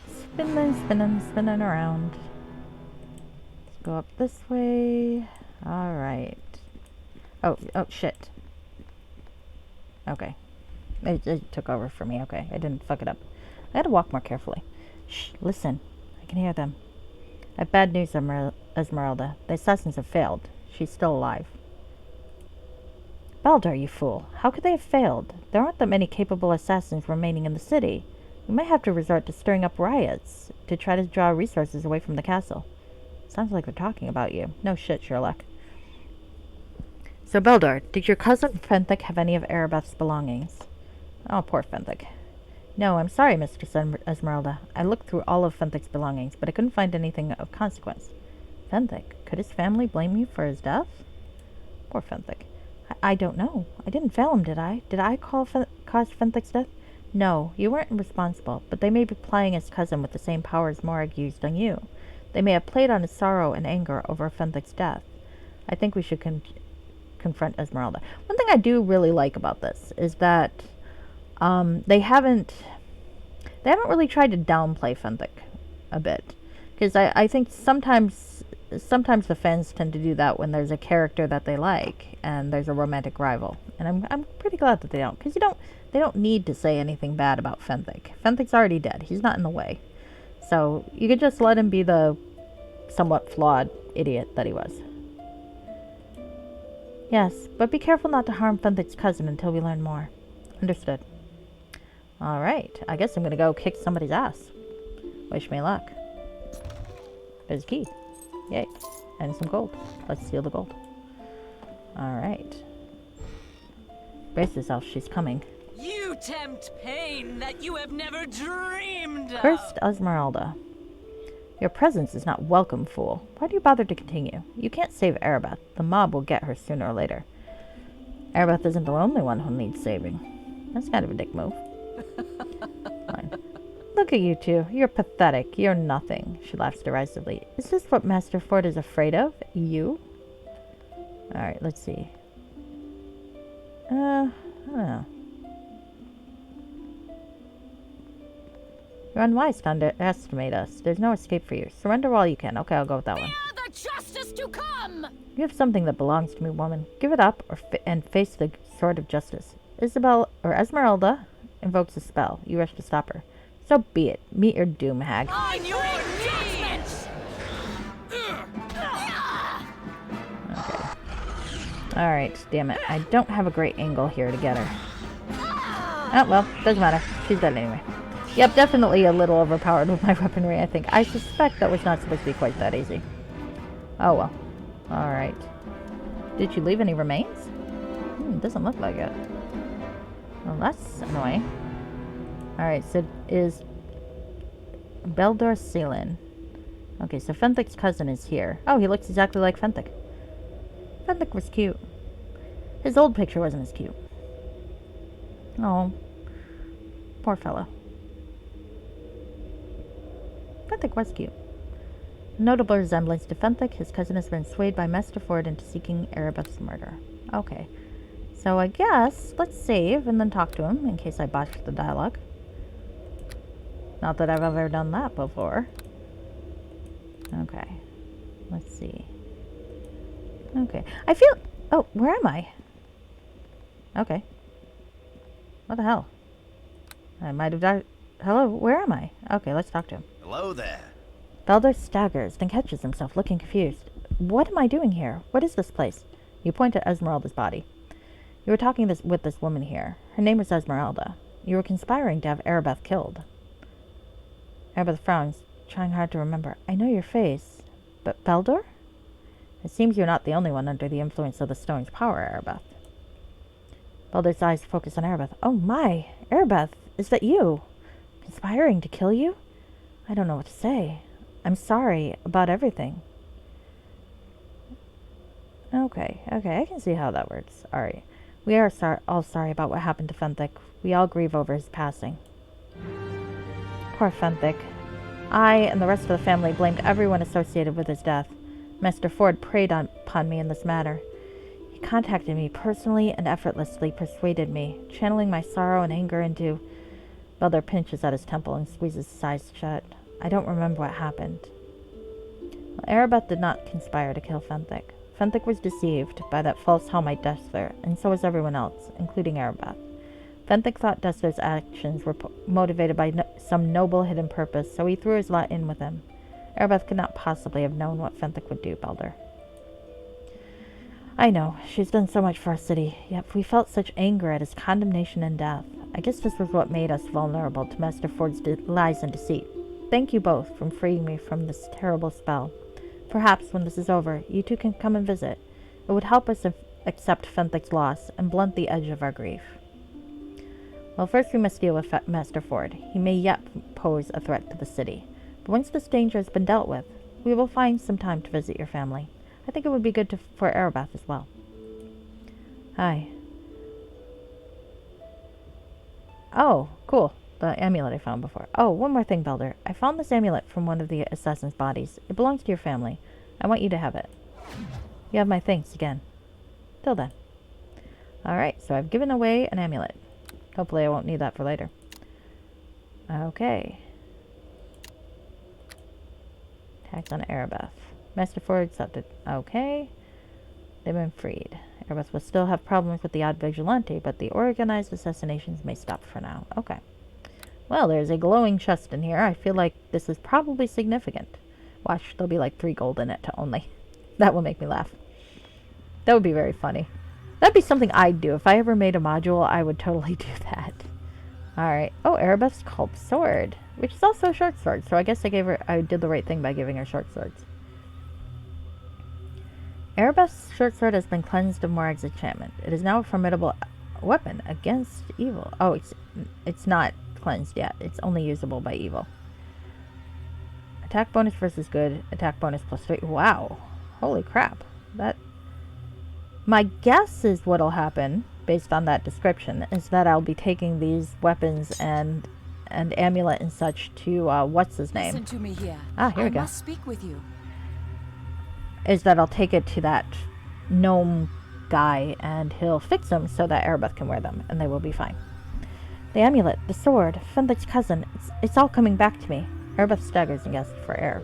You rush to her side, steadying her balance. Aribeth, what's going on? Are you alright? Do you want to rest?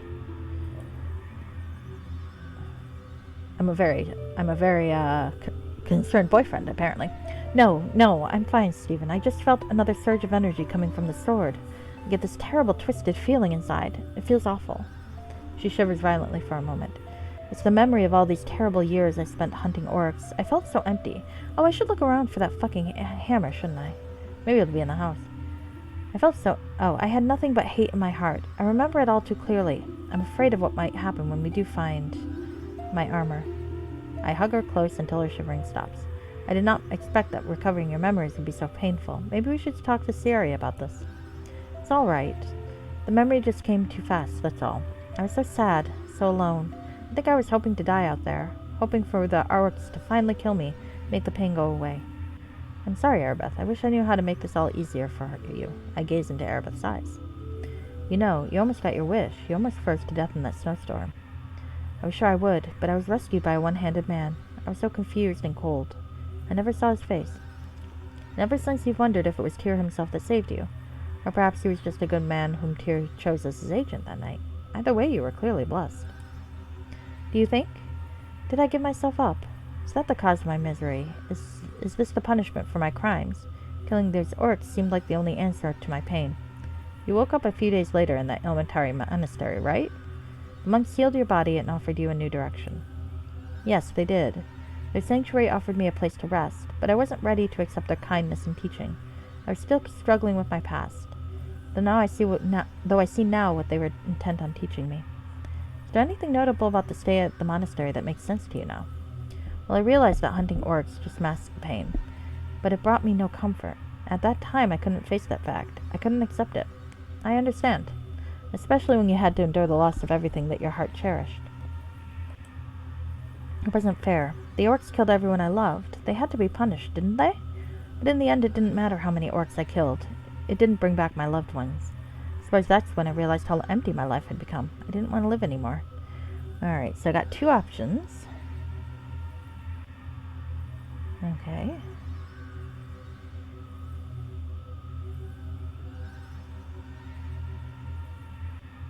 Okay.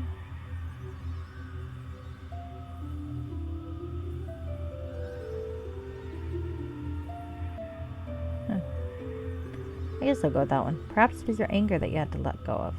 You lashed out at the orcs out of vengeance. In a sense, you did die in that snowstorm. Letting go of your hate let you be reborn as a better person. The Elmataris are wise and understood your pain. Perhaps by healing your body, they also healed your heart. Could be. Soothed your heart. I gave up and placed my life in Tyr's hands? I think Tyr already knew your worth. Perhaps he knew you'd emerge wiser from this crucible. Perhaps he needed you to be there to save Neverwinter from the plague. What about what happened after? What about Fenthic? Were we really abandoned by Tyr like a used tool? Yet, it brought you into my life. But wasn't I endeared to Fenthic? I don't know. Let's continue. I want to ponder these things. Okay, we can talk more later when you're ready. I want to check out another building to the northwest of here. Alright. So now it's telling us where to go. Thank you. Alright. Supposedly there's a hammer in the surrounding area. I have not found it yet. I also have never found any papers. I don't want to complete a game without finishing subquests. Hello, Eddie Ace Music. How are you today? You can bear the justice to come! Hit him with a sword. There we go. How are you today? There we go. Outstanding. Thank you for that compliment. My girlfriend is very effusive. Alright. Is there anything else in there, or did I get it all? I think I got it all. But I can never resist double checking a glowing chest. I also can't talk. Alright. Alright. Can I get out of the fucking door? I should be able to. Oh, it's closed. That's why. Aribeth is watching me slam my face into the door. Oh, good. Just chilling? I'm good too. I am playing Aribeth's Revival, which is a fan module that is meant to serve as an epilogue to the Wailing Death campaign of Neverwinter Nights.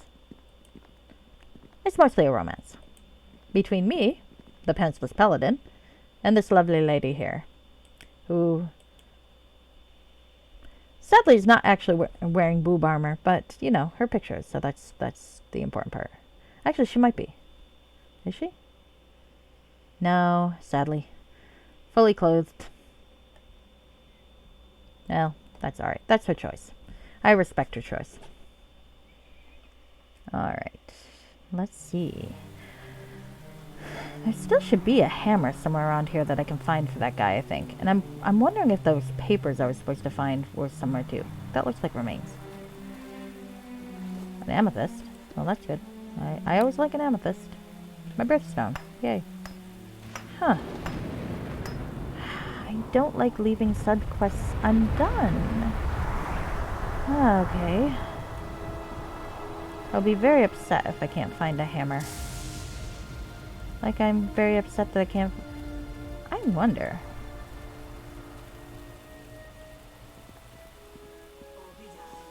Oh, hey. I can kill more people. Let's kill more people. No boob arm. The memes have corrupted you? Well, the memes have corrupted us all.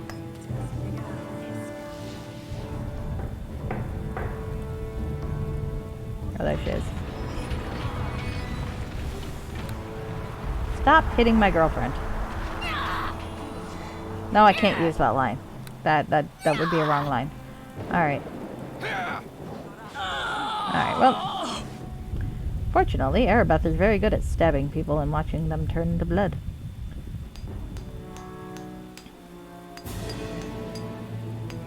No maidens. Elden Ring, go brrr. Alright, so now we're gonna pixie voice for a little bit. Fortunately, there are no books to read. I am still looking for that fucking hammer, though. It bothers me. I might also check back at the palace, because I feel like I might have missed something there, too. So, before I go into that nice place to have a battle that I'll probably be okay with. Stop laughing at the pixie voice, you son of a bitch. Sorry, that was mean. I'm meaner when I'm a pixie. This is also not as high-pitched as the pixie voice tends to be, but it's late and I don't want to wake my parents up. I don't know if I think that's possible, Toasty. I admire you very much for trying, but Emmy is a special level of Chaos Gremlin. I perhaps someday we'll get to that level. I do have faith that you will get to that level someday. But it'll be a while. It'll be a while. Alright. I am still not seeing a fucking hammer. I hope there's a hammer. Maybe there'll be a hammer in the house. Ah, that bugs me. Oh well. Alright. Well, one thing I have not really done... Ah, no, ADHD team and a ton of soda. I do like me some soda. Okay. Well, one of the things I haven't done yet is explored the replacement for the portal stone, so I might do that real quick and see what happens. I don't think Emmy has ever been controlled in her life. I mean that in a good way. Alright, so I'm in here. Let's look around and see what we have. We've got the pool! The pool, I tell you, the pool! With nothing except a PC property skin that I'm still not sure what the hell that's supposed to be. Hey, there's Tommy. Tommy's been doing shit. Let's go say hello to Tommy. Now that I've got a prettier assistant. Hello, can opener. How are ya? Hey, I'm busy. I actually have some chores to do. Poor Tommy got conscripted. Mystic chessboard. What's in that? Nothing. Can't do anything with the mystic chessboard, apparently. What are you clipping? Ah. I don't have a bot that lets you clip, so, sorry. Oh, maybe it clipped. I have no idea how that works. Okay. Anyway. Lord Nash is a dick. There's a piano. I apparently are better with a piano than I give myself credit for. Alright. I'm just looking around for some paper for that one quest because it bothers me. So,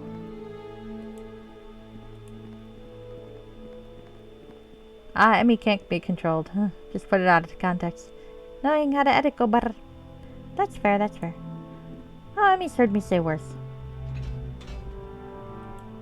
I think she would laugh. Alright. Okay, I'm gonna look around here a little bit more, and then I'm gonna head back to where I left off and see what happens there. Gnomish contraption. What's that? No, nothing. Alright. There probably was no point to be back here. But it is quite nice. Sometimes you just need a break from the grind. Alright. Back to go invade a house. Because everyone should invade a house. Breaking in, breaking in. You're gonna go edit? Well, that's good. Good luck with that. Alright. Damn it, I'm not really hitting the shrillness of the pixie voice right today. It's just an off day, I think. Sorry. You'll get a better pixie voice tomorrow. Or Friday. I haven't decided yet. Is there someone else trying to kill me? Jesus Christ, you guys, get a fucking hint. You're all going to die horribly.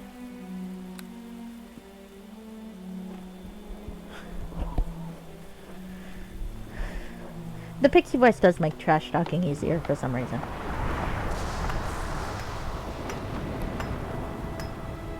Alright, let's go! Let's invade this house that Aribeth warned me to use things to be stronger. But as I said, I'm probably not supposed to be wearing my armor. Because I think what it is... Actually, I should check that. I think what it is I've got, enforced item restrictions off. That is probably what's going on. Not really sure what that option is in the new version. I know how to find it in the old version, but that's not all that helpful. No, that's not helpful. Advanced. Let's see, violence level. Huh, maybe it's not here. I have always roll max hit points on level up. Oh, well thank you, Eddie Ace Music. Alright, I'm gonna stop now though. I always select that because it's a single player game, damn it, and I don't want to deal with crappy rolls. Counters always reset, validate spells. Huh, I wonder where the fucking thing is. Oh, maybe I'm wrong. Maybe that's not an option anymore. But I'm really thinking that's why I'm not having the trouble I usually have with this. And I'm not sure why I'm arguing with it, because honestly, between you and me, I'm a bad enough player at this game. I kind of need all the help I can get. So maybe I'll just leave it be. Alright. One sec. Alright, that's fine, that's fine. Alright. I can only do the one voice. It's pretty sad. I have no other voice. Well, I've got one demon voice that only works when I've got a head cold, but we'll leave that aside. At some point you'll probably hear it. Alright, Ford Hideout. Oh goodness, I guess I'm towards the end of the thing if I can fight him already. Alright, hello. You, how did you manage to get here? Well, I can be snarky. Well, that depends. Are you referring to my journey from the moment I set foot in the training academy? Or are you just asking about that one step I took through your door? I'll be snarky for once. A comedian, eh? I didn't anticipate that the Source Stone's powers would dissipate so rapidly. Even Aribeth's armor is losing its potency, but not before, well, some things are better left unsaid. When Aribeth and I are finished with you, we'll be more than happy to track down anyone else involved in whatever schemes you have set in place. That will be a tough task, considering I don't think you'll be able to make it out of here alive. Time to end this. Ready to go, Ari? Let's do it. I am annoyed at myself because I didn't finish those quests, and now I'm thinking I'm not going to be able to. I don't like leaving quests incomplete. It bugs me. Okay. Come on. Alright. I hit him so hard he collapsed in a pile of bone. I love this game for that. Alright, alright. Now that I've killed your poor dogs, I'm gonna fucking knock you down. Congratulations, you've been knocked to the ground by a man with no pants. And now you're knocked again with a man with no pants. Don't you feel embarrassed?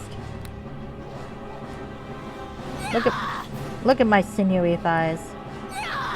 God damn it, I keep missing him now and he's healing himself up. Fucker. No, that is not permitted, you asshole. Stop killing me. Alright, let's see. Sometimes you just want to smite undead when it fucking hits. It won't hit. There we go. Ooh. Another one. Oh, my. Well, I enjoyed... You're too strong. What the fuck? What did he just do? Ah, you are stronger than expected. I must inform the others. I must escape. Alright, hold on. Real quick, I want to look up. Ah. Ah, because I completed a quest, too. Okay. No, I'm not through with you, fiend. We'll meet again soon enough. Come back here! Ah, fucker escaped.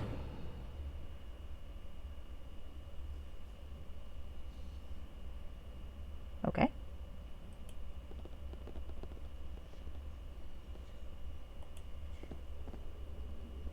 Usually Aribeth wants to talk to me after this stuff. Perhaps not. Perhaps she does not want to speak to me anymore. My girlfriend's giving me the silent treatment, guys. Oh, well, I can kill these guys. Outstanding! Yeah, fuck it.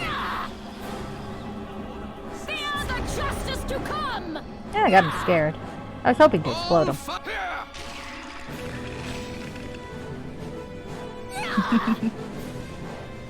Time to kill a skeleton mage. Okay. Pile of blank paper.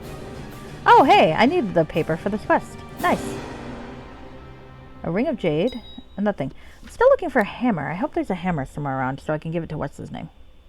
So I don't know where the hammer would be otherwise. But at least I can complete one of the quests. What's trying to kill me now? Hey, fucker, where are you?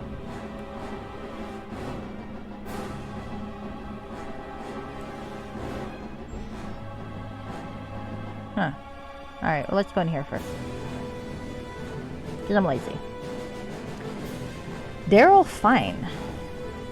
That's an interesting name. Okay. Daryl Fine. Daryl, an Ilmater cleric, has found himself a captive Master Ford. Okay. Let's talk to him. Hello to you. Hello? You wear the garb of an Ilmatari cleric. Why are you here? Looks like he's wearing rags. Well, Ilmatari cleric rags. Yeah, that makes sense.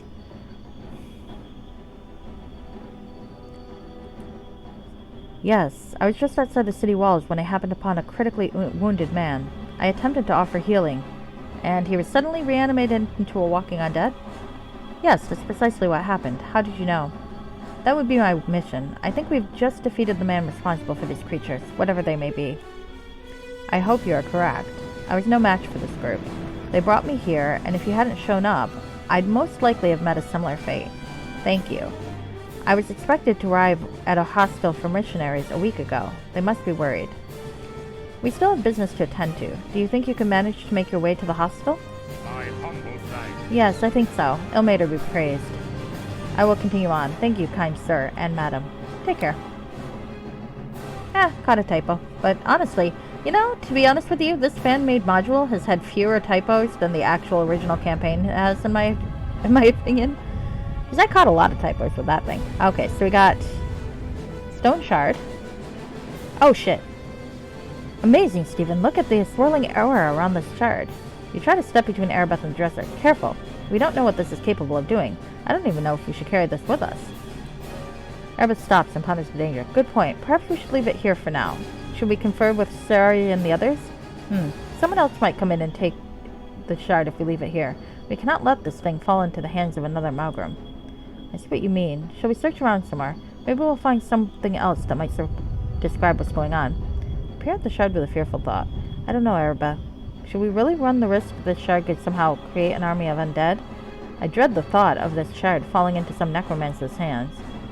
We should be very careful. If you feel that we should carry that with us, I don't know if we could handle a large group of those undead knights by themselves. I carefully wrapped the stone in a cloth scrap that was in the drawer. Don't get too close to me. If anything happens, we should be spread out. It might give you the chance to flee and tell Lord Nasher of the shard. I slipped the bundled shard in my pack. There, let's move on. Aribeth stares at you with a blank look. Stephen, did you hear what you just said to me? If anything should befall you, what am I supposed to do? I couldn't just leave you here. I reach out my hands and clamp them firmly on her upper arms. Hey, hands off, dude. Aribeth, I went into the Source Stone. I was surrounded by such power that this shard may contain, and I've returned unscathed. I think you are forgetting about your lost abilities and skills. True, but I'm not sure what caused that. I give my pack a tug. Aribeth, anything may happen, but I think we'll be able to return safely. We do have Nele's runestone. Very well then. Let's check out the rest of Ford's home. We'll be out of here in no time, Mary. Okay. I wish the battle music would knock it off. I'm not sure if there's anything here I just forgot to kill, or if it's just playing for the hell of it. Alright, so let's see what else is in the fucking chest of drawers. A book, Ford's scattered notes. This folder of parchments appeared to be a collection of unsorted... Oh, wait. You did ask for Pixie voice, and books are good for that, so... This folder of parchments appeared to be a collection of unsorted research notes, quickly jotted down while Master Ford worked. Most of it is too disorganized to understand, but you were able to deduce that Master Ford had been looking to acquire a fragment of the stone to conduct further experimentation. Ford's notes change after that. His handwriting, typically neat, appears more feverish and irregular. The aim of the initial research seems to have been drifted and taken on a decidedly more sinister tone. You recall the concerns you voiced about Master Ford's investigations just before entering the stone. Did Master Ford's inquisitiveness unleash unfortunate consequences? Probably. And we get a key and a gauntlet unidentified. Alright, do I have any potions of lore left? Because I am curious and want to know what the fuck it is. Do not. Fuck. Can Aribeth identify Greetings shit? and well met. Please try to identify my items. Object number 1. I'm not sure what this thing is. Okay. Fair enough. Fair enough. I guess we can rest a little. No, I cannot. There are enemies nearby. That explains the music. Okay. So I just gotta find the fucking enemy. Where is the fucking enemy? Where is my enemy? There's definitely battle music. Alright. Okay. Still annoyed I can't find the fucking one thing though. Okay. Alright.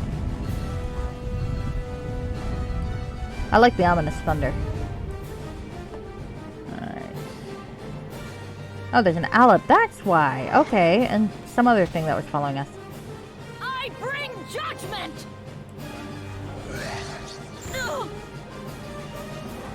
Stop killing her. There we go. She is pretty sturdy. Unlike Tommy, I don't need to keep resurrecting her. Actually, I haven't really even needed to use a healing kit.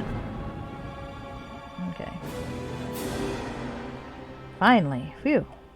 Yeah, there's still some enemies apparently, though. Damn it. Just let me rest, people. Let me rest.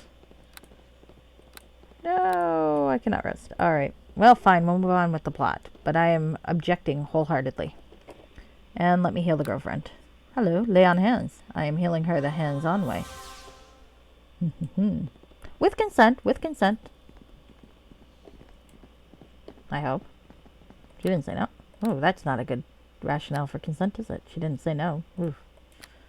Okay, I've skeeved myself out. Never mind. Never mind. Don't take dating tips from me, clearly.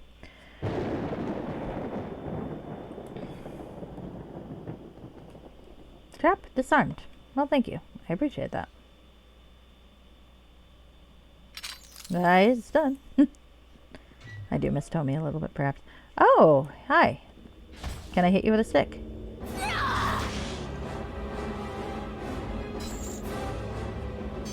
Okay.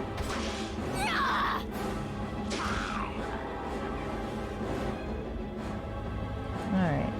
So somewhere in the surrounding areas there should be a hammer. There's not. An elixir? We found Aribeth's boob plate?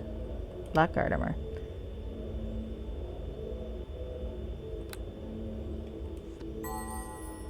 Oh, shit. Okay, hold on. Let's see. I'm carrying too much shit.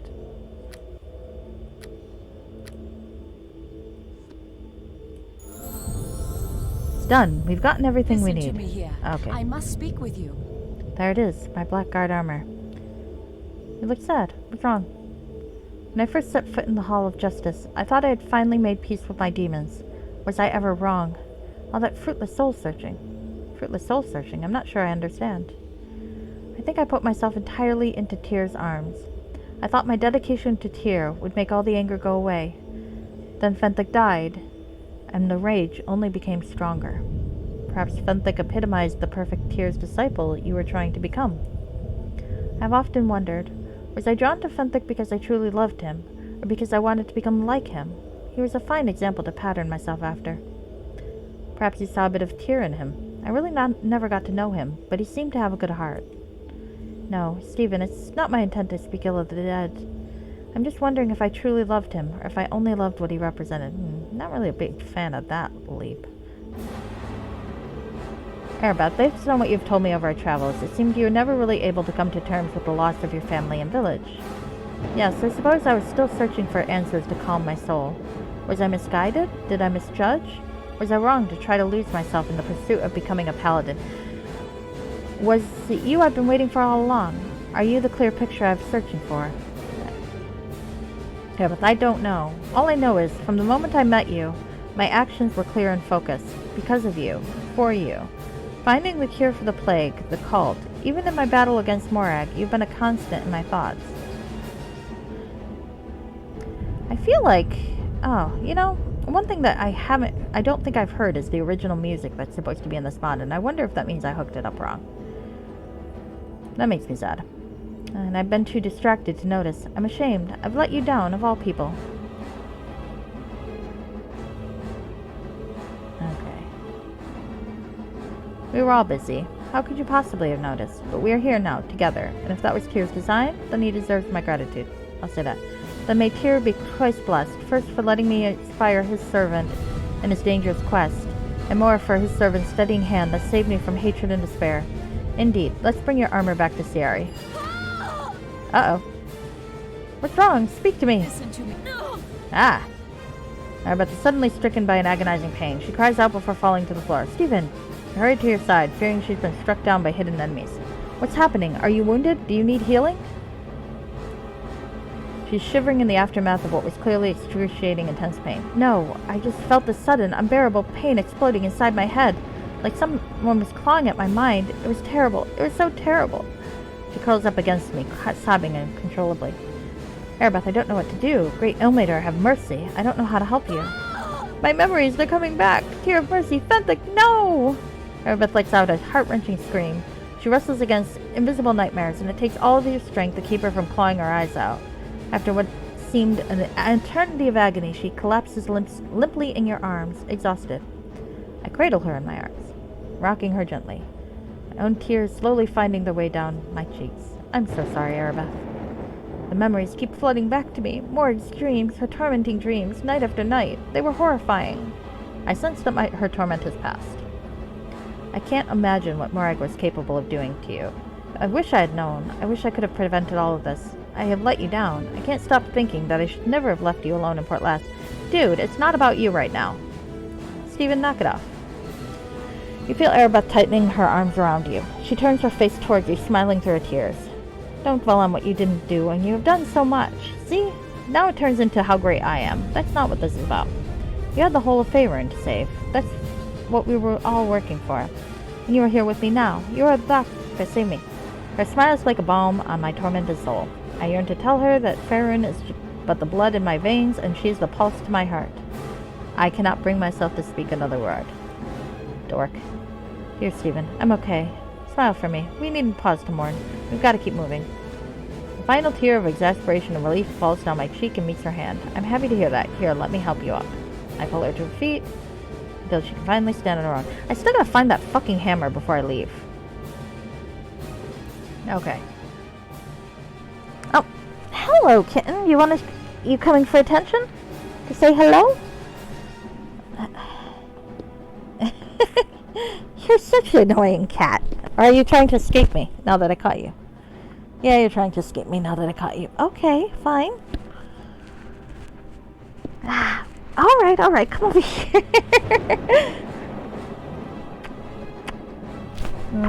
Love you, girl. Okay, now go eat your food. You're free. Be free, kitten. Alright. Sorry. Cat tax? Nope. No pictures.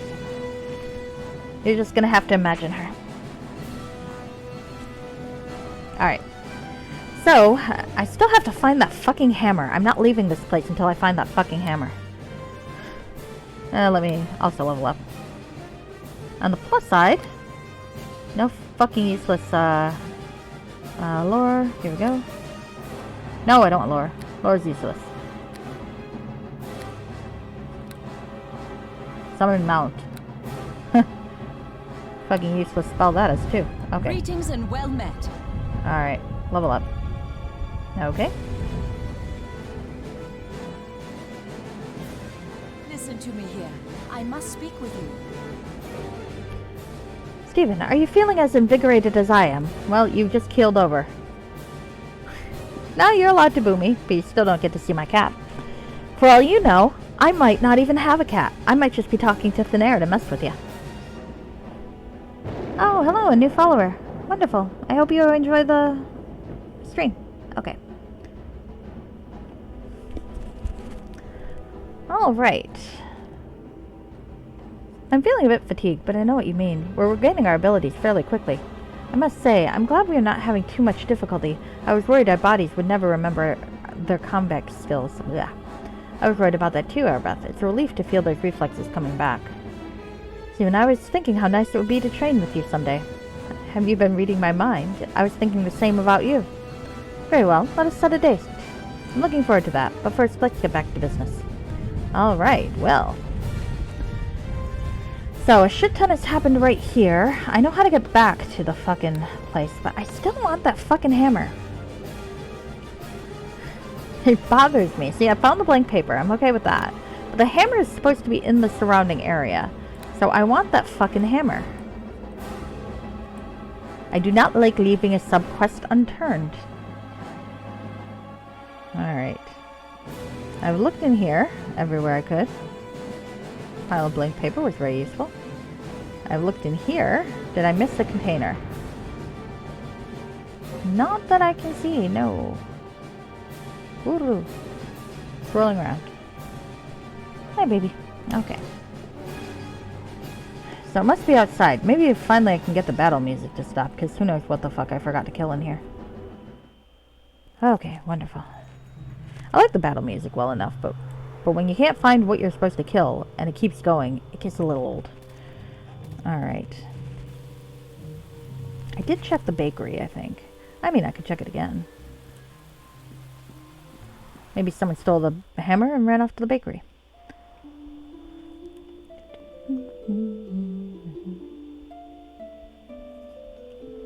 Doesn't look like it. But I guess I never know.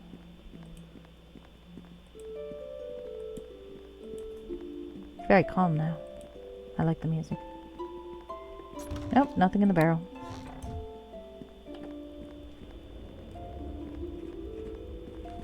Nothing in the chest, I suspect. Alright, so not in here. I must have that hammer. The hammer! The hammer! What can I do? Closes behind me. Dick move. Alright. Okay. I don't really like the whole... Oh, I don't know if I ever really loved Fenthic thing, though. I mean, I guess in a story sense it's not unreasonable, but it's also... I don't know. I feel like folks do that sort of thing because they can't quite comprehend that someone can, you know, love one person and then love another person. And it bugs me. I don't think you need to cheapen someone's past relationship in order to celebrate a current relationship. And it really does bother me when people try to do that. Just checking out here real quick. Or think you have to do that. Whatever. Oh, who are you fighting? Oh, you're fighting Grimnaw! Okay, there's my last, What the hell just happened? Did she want to talk to me, or... Okay. No. I think I heard her taunt. Okay. Hi, Grimnaw. You have my thanks. Stephen, do you know what is going on here, these creatures? Not really, Grimnaw. I'm glad we share a similar concern about this matter. I would say that the Source Stone has ignited some foul necromantic energies. This must be put to an end. Yes, we've been caught up in a fiendish plot. We're going to investigate the phenomenon and research this phenomena back at Castle Never. Very well. Oh, I went here too quickly. Okay. Now we'll continue to roam Neverwinter, looking to put an end to these creatures. The Silent Lord must not be deprived. I don't know, Aribeth, but I worry about this one. I feel as if Grimnaw is just one loose screw away from going on his killing spree. Maybe we should convince him to return to his order. You know, I was thinking the same thing. He is exceedingly spooky. Hey, Grimnaw, do you think you'll ever report back to the Order of Long Death? Huh? He pulls out a sacred weapon and stares at it for a moment. He puts it back in his scabbard and looks up to see you and Aribeth heading off down the road. Well, that's kind of rude of me. I just kind of asked him a question and wandered off. Alright. When did I last save?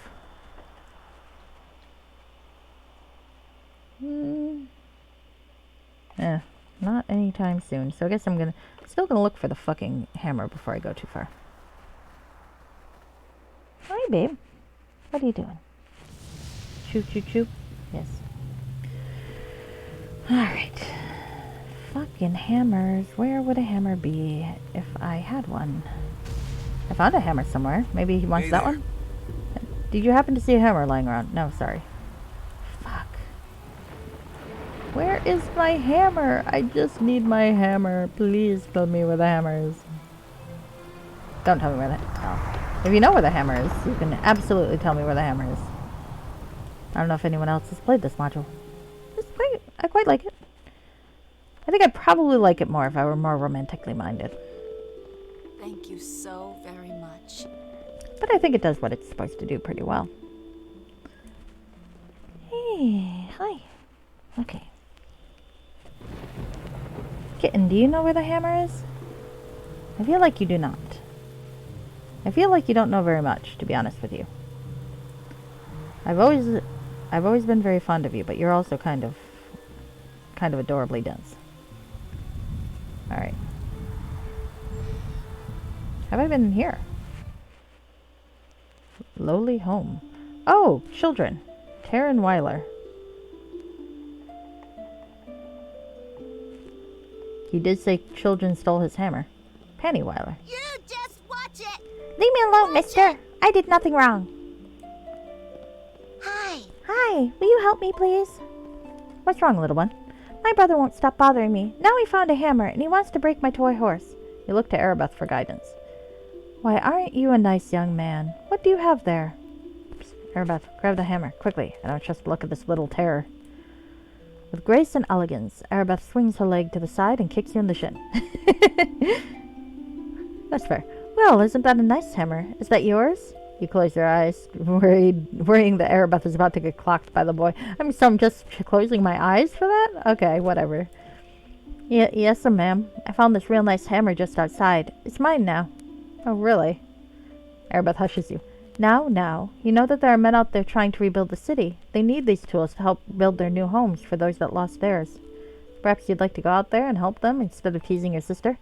You see, Taryn, that man needs to build homes. Auntie Hannah needs a new home, and she would want you to give that hammer back to that man. Here, give it to me. No, I'll give it to the nice lady. Here you go, ma'am. I'll be good. Okay, fair enough. All right. So I did miss a door. See, she bitched at me for opening every door, and I missed a door. Sheesh, lady. Bitch at me for something... Something I actually am doing. Nah. I'm not going to bitch too hard. Alright, so let's see. Now, encountering Grim... Oh, fuck. Hey there. There you go. A little boy found it. Or perhaps selected it for me. Thank you for this. Okay, cool. Alright, so seeing Grimnaw out this door makes me think instead of teleporting back, I want to walk the long way and see what happens. Let's walk the long way back. I mean, I could go north. Oh, there's Grimnaw again. Hi, Grimnaw. This is a battle we cannot win. I've been thinking about searching for the member of my order's inner circle. Perhaps after I spend a few more days tracking down these undead. Okay, have fun, Grimnaw. Can't lie, Grimnaw's a creepy son of a bitch, so. What is that thing?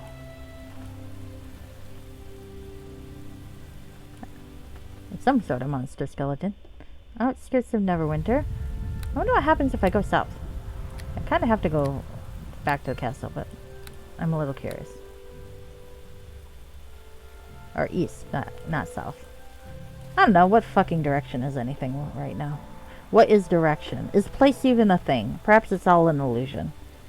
Nothing exists anywhere, and everything exists everywhere. And we'd all be able to teleport if we could just wrap our brains around it. Alright. Well, this place looks nice.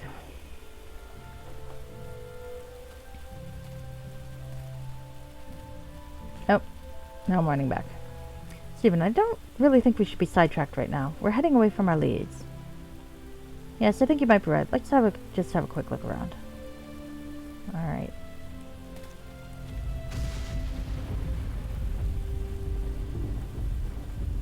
Alright. Yeah, I probably don't need to be here yet.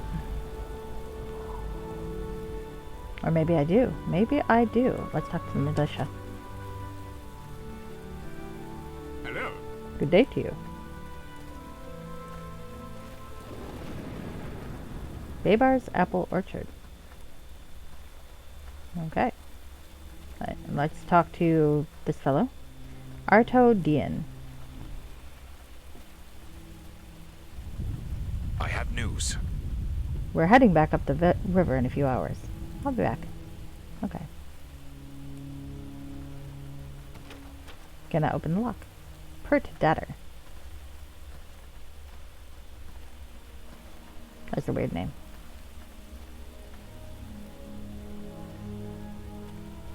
What am I doing? Okay. I guess Come and share words with me.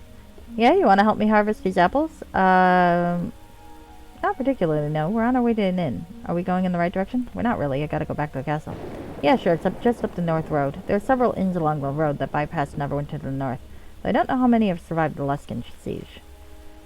Aribeth tosses him an apple. Thank you. Maybe we'll stop by tomorrow. I know a nice apple pie recipe. Well, most of these are for the horses. But I don't think they'd mind if you wanted to bake them a pie. But sure, if you want to stop by sometime and pick a basket of apples, I'd love a piece of pie. Sounds like a plan. Thanks again. Alright, well. I think I'm not going to go towards the inn yet, because it sounds like the plot does not want me to go that way. That is the gist I'm getting. So perhaps we will go inside the city.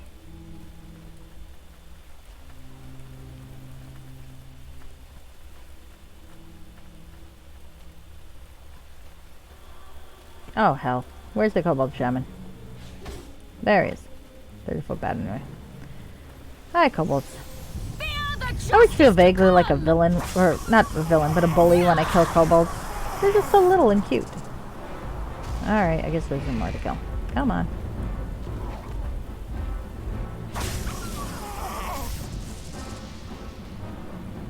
Okay. Alright, let's head back. Is her hat still up? Let's find out. It is. It is up.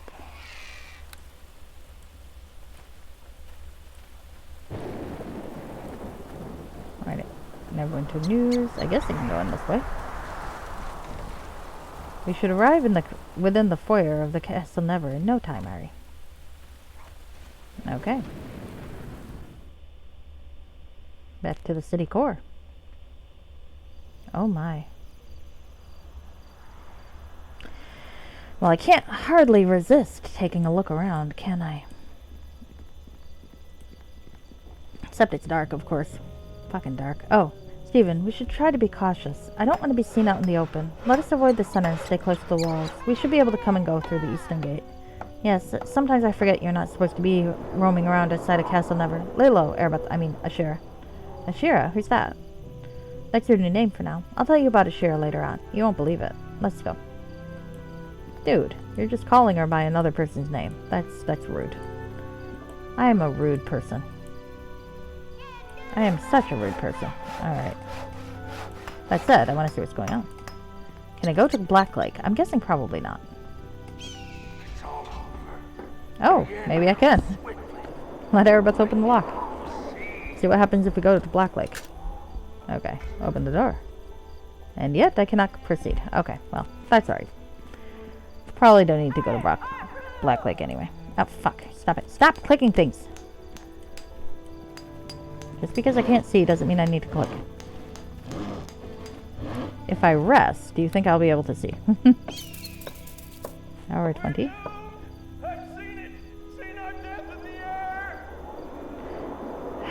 That's one thing I really wish this were like Skyrim, where you could just like sneak up behind the guy and knife him. Didn't move time forward. Alright, well that is where I want to be. Is there anything else I want to see in the center? Hall of Justice? I could go to the Hall of Justice, wanna?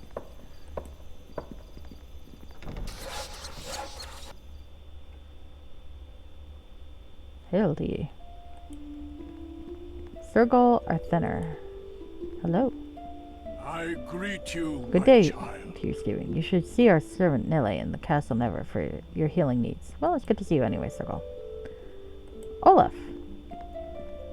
I appreciate that. Thank you. Okay. Oh, you've done us all a great deed. Well, thank you. Can I open this lock? Can I go this way? No. Alright.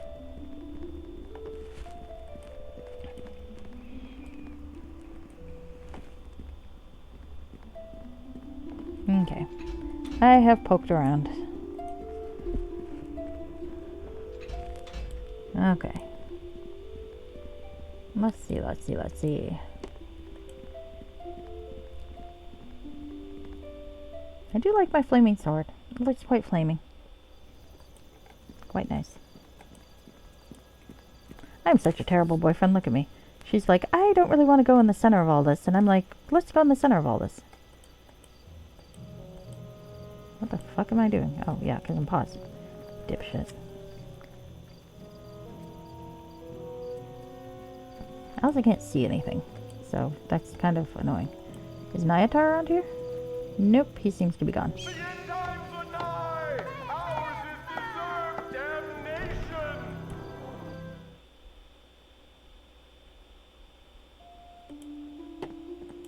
Is the annoying lady still here? Yes. Yes, she is. Let's talk to her.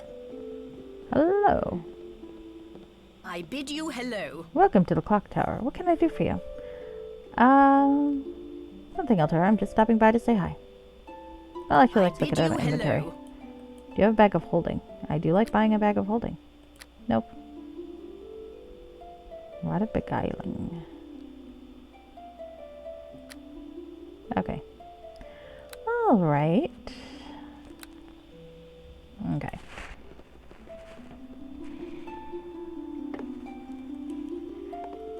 Alright, alright.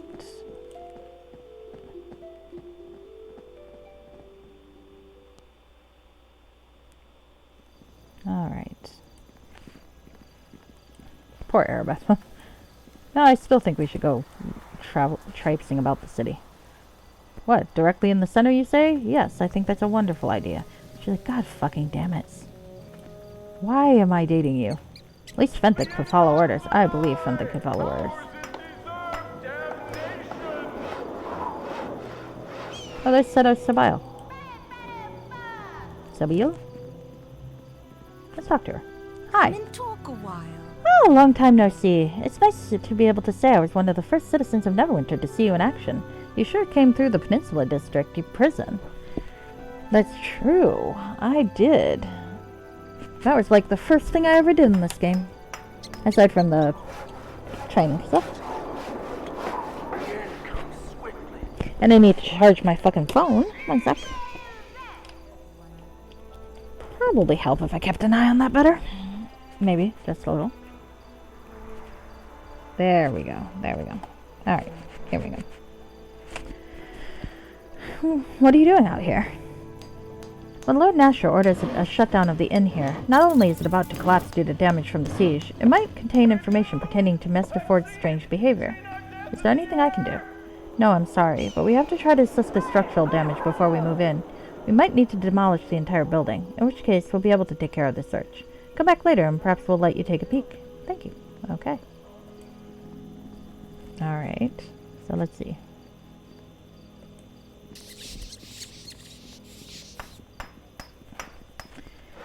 Well, at least the city core seems to be mostly intact. Will the author of this module let me take Aribeth to a brothel? That is the question. Is it worth finding out? I think it is worth finding out if the author of this module will let me take my girlfriend to a brothel. Hey, come on. Sometimes you gotta be a little adventurous. Yeah, I should be 10. For some reason 9 I didn't rename. But that's okay. Whatever. Fuck it. We'll all be confusing. Nothing wrong with that. Trenkar. Hello, Trenkar. I remember you from before. Well met, friend. The hero of Neverwinter. It is my honor to meet you again. Trenkar, you braved the Luxkin siege. It's my honor to greet you as well. Now that the most difficult of times has passed, we can turn our attention to rebuilding the city. Hey, I hope the trade of blades needn't send out a call for mercenaries in the coming months. We need to send out a call from workmen. I think I'll be picking up my tools in the coming days. I'll be seeing you then. Good day. Alright. It's nice to be able to make conversation with the characters from before. It makes you feel nice and epilogue-y. I really liked that part of Final Fantasy X too. I mean, some parts of that was a little weird, but you know, the parts where you get to kind of run into all the characters you met throughout the course of the game and follow up with them and so on, that was really fun. I also really like the dress spheres, and I think it's unfair that Titus never got to try to wear, or Titus? How do you pronounce that? I don't know. But I feel like Titus would have had a whole lot of fun changing with the instant costume change. That is a man who knew the joy of a magical girl transformation, and you know it. Make Orin do it.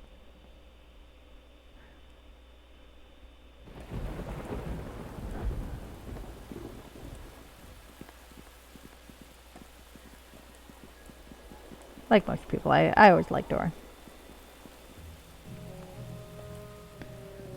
Okay, here we go. Oh, okay, so let's go to the brothel. Hey, Aribeth, have you ever been to a brothel? I don't think so. Shame. Alright. Taking the girlfriend to a brothel. This cannot possibly go wrong. I would love if she slapped me in the face and left me. Actually, that's mean. I think I'm accidentally casting aspersions onto sex workers, and I don't mean to do that. I just think it's a funny concept. To take the girlfriend to a brothel. That's all.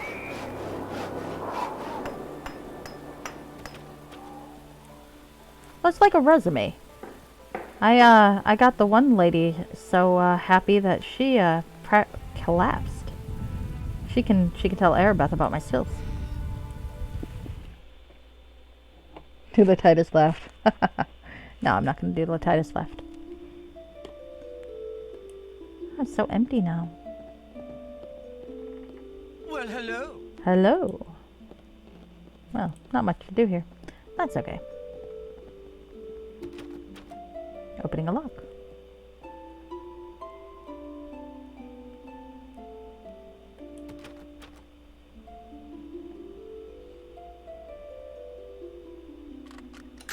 Okay, there we go. Okay. Shall we go upstairs? Let's see if the ladies of the evening and one gentleman are available. Can I open the lock? Ah, rats. Okay, well, I guess it's okay.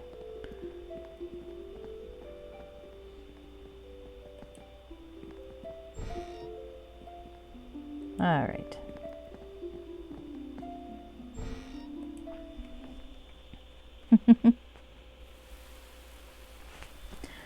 All right, all right. Let's see, let's see. Only a little bit down here, and then we'll go to the castle. Just to get a look at the city.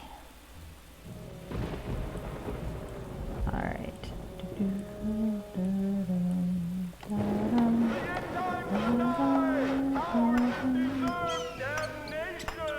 Ooh. Are you available?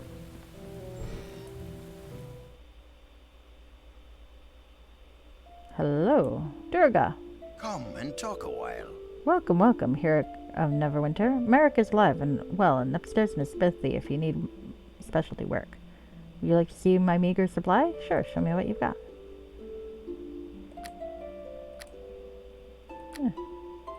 Not terrible.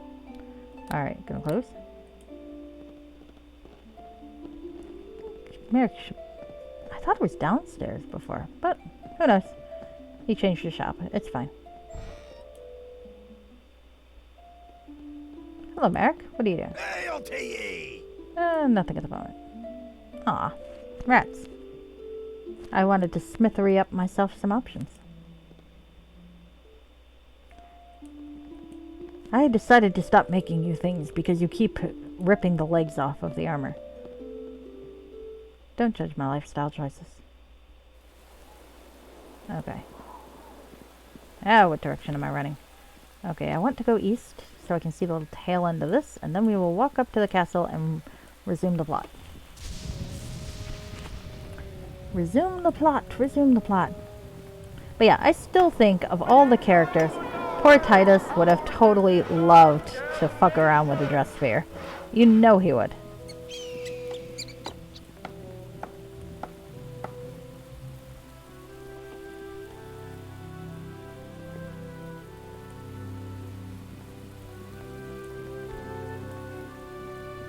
Alright, let's...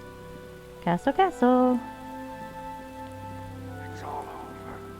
The end comes swiftly. I can see.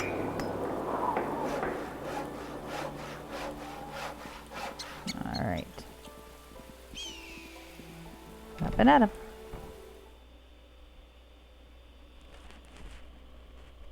Alright, so where shall I go? I guess I'll talk to that Siri fellow. Oh, I'll turn in the paper. Alright, Aribeth is remembering more and more. Siri needs to rid them of their taint. Would that we could all be removed from our taint? Okay, that's the guy who needed the paper. Well met. Hi, you're in luck, Calland. Here, we found a bunch of sheets. May they serve you well. Oh, that's terrific news. Let me see. That's perfect. Now I can get to work. Oh, hello. Thank you, Stephen. And oh, hello, Aribeth. I hope all is well. She meets your gaze with a smile and turns to face Calland. Thank you, Calland. I am feeling much better. That is, I seem to be gathering a better sense of myself. It's a step in the right direction. We are trying to move forward. Aye, we must all look ahead. I haven't forgotten all that you have done for Neverwinter as champion of Tyr, and... Yes, I will cling to those memories. With time, I will strive to reclaim my honor among the citizens, if given the opportunity.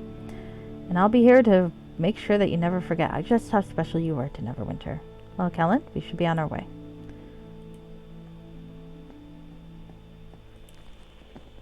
Okay. Alright, alright. So we are now moving on with the plot. Let's save again. Because I have not saved enough times. I'm gonna save more and more! Save it all. 100 saves for half an hour of gameplay.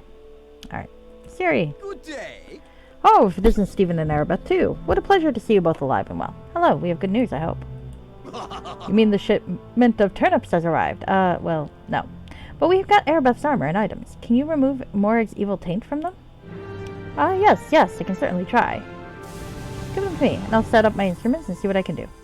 Sari's funny-looking contraption starts glowing. Light beams of various colors flashing in all directions. Aribeth is bathed in the light as well. Wow, that was impressive. Did it work? That's the way it's done and done. Sari hands the items back to you. You show it to Aribeth. My old armor. Look, he even polished away the scratches. But the color is a bit different than before. Is that normal? Perhaps it's a side effect of its new magical enchantments? Magic isn't science, you know. There are always uncertainties, Stephen. But I was able to purge the negative magical energies of Morag, while retaining part of the positive. I will spare you the arcane detail. So are you ready to try out your old gear? Or do you want to keep what you have? Let's try it on. Come over here. Help me with these fittings. I would like Lord Natcher and Aaron to see me wearing the suit, but I shouldn't walk out into the city court with the suit on. I should either wear another suit or head out the secret passage. Psst. Stephen, ask Sari about the road to Leyland and the inn. Sari, you travel from the south, right? From Leyland? How's the road? Did you encounter any trouble? Oh, what? Yes, I did come that way. Why do you ask? No matter, anyway. I managed to find my way to Neverwinter without much difficulty. I have my ways, you know. Oh, I'm sure you do. I didn't mean to imply otherwise. It's just that Aribeth and I spoke to some guards outside the city gates, and they told us about an inn just off the high road to Leyland. Oh, I see. Yes, that is right. There's a very nice stop along the way. In fact, it's just north of the river. It was left unscathed throughout the siege. Yes, a nice quiet place. It is especially for weary travelers. All the recent events have been quite taxing for us. Even hale and healthy heroes need to stop and rest once in a while. You give Siri a conspiratorial wink. Yes. I know what you mean. I think we've got a contraption just for that kind of problem. The gnomish massage machine. I think I have some plans lying around. Does this gnome have a fucking machine? Because, I mean, at best. Vibrator? I bite my tongue to keep from laughing. No, that's okay, Siri. I don't know, Stephen, you might want to take him up on that. We just want to get away from the city for a day, get a bit of food, perhaps even a nice warm bath, and some quiet relaxation out in the country. Just close your eyes and picture it. A long table covered with all kinds of delicacies, to savory aromas, to soothing incense. Stephen's making me hungry. Fucker. Stephen, just thinking about it warms my soul. We've been on the trial of evil machinations for months. The plague, Malgrim, Morag. We found a way to recover my memory. I think we could both use a deep rest. Yeah, we are wearing awfully thin. And there's much to be done to restore Neverwinter. It would do us well to clear our heads and get a fresh start. Siri pulls out a key. Here, just for the two of you. Take this key. It will let you into the inn, even if it's closed. There should be someone there at all times. Just tell them that Siri sent you. You should be fine. Thanks, Siri. Come, let's head out for that inn. Of course. Lord Nasher must hear about our discoveries. I guess I'm really looking forward to heading out on the high road. Oh, sorry. I missed a line. Wait, let's go speak to Nasher and Aaron and tell them about our plans and what we discovered. Yes, of course. He must hear about it. Yes, I'm looking forward. My guy is horny. That's what I think is going on. My guy is horny. Aribeth, don't let him get away with that. And Stephen, it would be really nice to finally be an active participant in our reminiscing. I remember our first battle against those wild mages in the training academy as if it happened the other day. You made such a favorable first impression. For a split second, your eyes meet. I get the sense that she remembers everything. Aribeth, I am delighted to hear that. All right, well, I think she should probably keep on the armor that she's got, but we could see what the other armor looks like. It's very shiny. Aribeth's finely crafted armor has been... Actually, you know what I want to see? I want to see what it looks like when I wear it. Does it have the neckline? It does not. That's unfair. Oh, shit. How did I lose my armor? Did it fall or did I... Oh, yeah, it just fell. Okay, that's because I got no shit. Room shit. That's why. Alright, let's move shit around so I can fit this in. Alright, let's get my armor back. Oh, look at that, though. That's unfair. That's unfair. Where'd it go? Where'd it go now? There it is. Okay. I was really hoping that I'd get the neckline, but sadly it only appears for women, I guess. Okay. That's fascinating, though, to see. Alright. So, sadly... Well, I get the nude scene first, at least. Okay, so what does her armor look like? The boob plate is back in action. Look at that. Look at that. That's right. Our children will be very cold. Between her chest and my legs, we will have children who are very cold. Alright, back to the armor, though. And, Greetings and well met. You should remove the seal hood. Okay, here we go. Alright, so she can actually wear... Okay, so now let's see what it looks like. It looks like armor. Okay.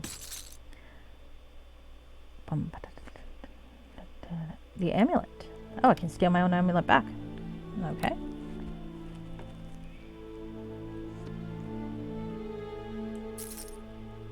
Okay, amulet.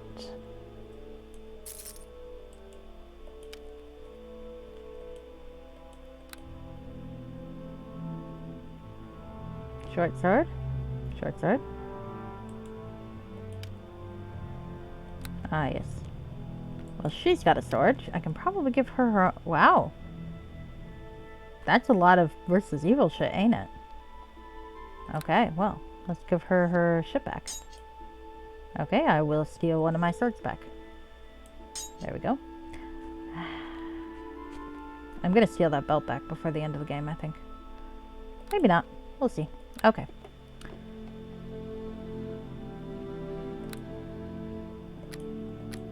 Alright. Okay, I think I might be done with the module. Because there's more parts. There's like a part 2 and a part 3. So that's why. Because otherwise it's kind of anticlimactic. We haven't like solved any the big stuff. We just solved the little stuff. But that might be what part 2 is for. Alright. Well, let's talk to Lord Nesher. Listen well to what I have to say. Welcome back. It's good to see you as you once were. Tell me, what have you learned? Well, Lord Nasher, we have recovered all of Aribeth's missing items, and she has recovered all of her memories.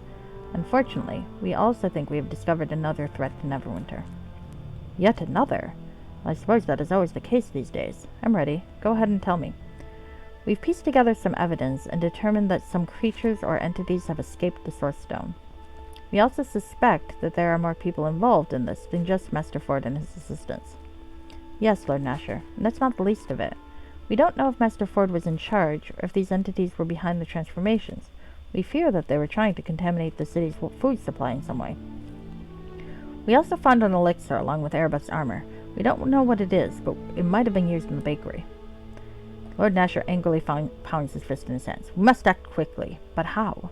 I can order the granary and warehouses secure easily enough. Most are already guarded to protect looting. But we must discover who or what this new enemy is. We also recovered a stone shard and some notes. We think that Master Ford was able to recover a piece of the Source Stone. We don't know what it is capable of. It might be dangerous for us to be carrying this. We would both be glad to look into it further, but we are both exhausted. Nasher pinches the bridge of his nose and squeezes his eyes shut. His complexion reddens with anger. Stephen, will our troubles never end? We'll have to let Sari take a look at this. None of us here are qualified to handle such an item. I hope you will be. I hand the elixir and shard over to Lord Nasher. We should also see if Sari can identify the substance in the bottle, and we should warn the guards to keep an eye open for anything unusual. No need to alarm the population just yet. We chatted with a few citizens, and most were still fearful to leave their homes. But I believe some of the citizens will need to be informed. Grain mills, bakeries, open-air markets. The guards can't keep watch over all of these places, Lord Nasher. I mean, they were all in, like, one area. But okay. I think Stephen and I may have foiled the scheme, but we don't know for sure. Lord Nasher, we must be careful about this. We must avoid causing a panic. Otherwise, we might end up with chaos in the streets. Yes, while riots are somewhat a concern on their own, I worry that while the militia is busy putting fires out, an outside army might take advantage of our current weakness. Luskin is probably still recovering from the war between the High Captains, but other enemies may lurk in the shadows. I remember Vengal, leader of the Bloodsailors. What about Vengal, the Bloodsailor? You said you knew him from your adventuring days. Do you think he'd know something about this? Oh, maybe this will continue. I don't know what to think about him. He's a colorful rogue, that one, but he's not an evil man. He might be persuaded to help if he thought it would bring him enough fame. Nasher appears lost in thought. You notice Aribeth bravely trying to stifle a yawn. Ahem, Lord Nasher, Aribeth and I still have one lingering issue. Your sentence is cut short by a yawn of heroic proportions. You realize with embarrassment that it is your own. What Stephen is trying to say is that we desperately need a time to recover. We've done all we could for the moment, and thought we could head out to spend some time in the countryside, perhaps just one evening, if you would allow it. I hope you don't mind. We're quite tired, and we'd like to get away from the city for a while. I mean, technically, she's not still been acquitted. She's still got, like, a trial to do. Okay, you've both done the city a great service, at considerable pain to yourselves. We can't possibly begrudge you an opportunity to rest. Erin and I will arrange what we can as far as securing the city's food supplies. Now go. The country air will do you some good. Thank you, Lord Nasher, for everything. Stephen, if you choose not to use the return portal... Wait, did we use the Hammerstone? Anyway, may I suggest we embark through the castle's front door? It would be revealing for me to walk through the streets of the city core. Okay. We're out there already, but if you'd like to go again... Yes, I wasn't open to the idea of taking part in the sight of the city on our... Oh, I think that got mixed up. I think that was supposed to be Aribeth. I should like to see now what I failed to see before. I just shouldn't be wearing my armor in the city. People will recognize me for certain. Maybe she's still evil. She just possessed Lord Nasher. Let's head out. Alright. Okay. Well. She's not wearing her armor. I put her other armor back on, yes. We should probably have her wear her hood on. Okay. Alright. So, we are going to go back. Yay. Through the city.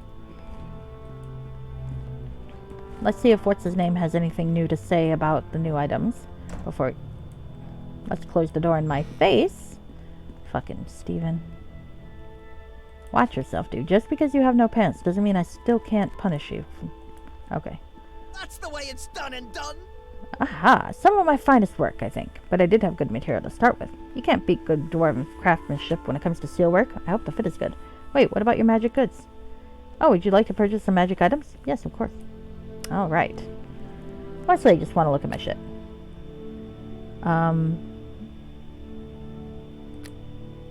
Okay.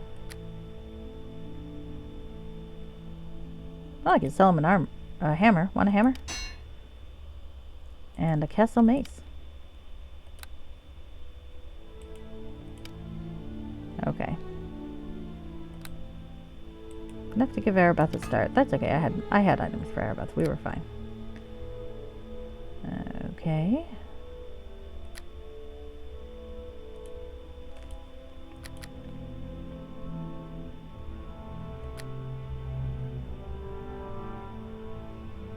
That's what I wanted to see.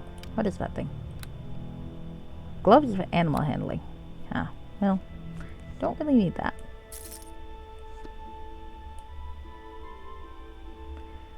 Keep the... Actually, that's what I'm gonna do.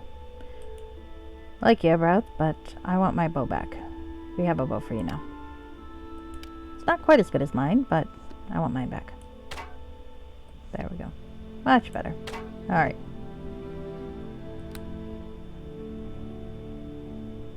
The other items I don't care that much about, but I wanted that bow back. Okay. Alright, so he's got nothing to say about the food shortage, so let's head to the inn, and I suspect it'll be the end, but maybe I'm wrong. Let's find out.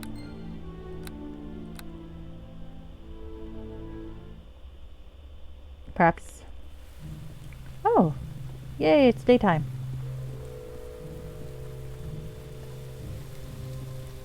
Yeah, probably best that we don't, like, flaunt that she's not in jail right now.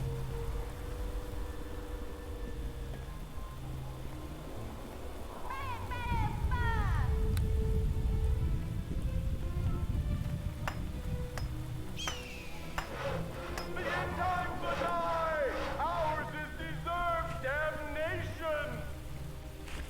I really wish we could knife that guy.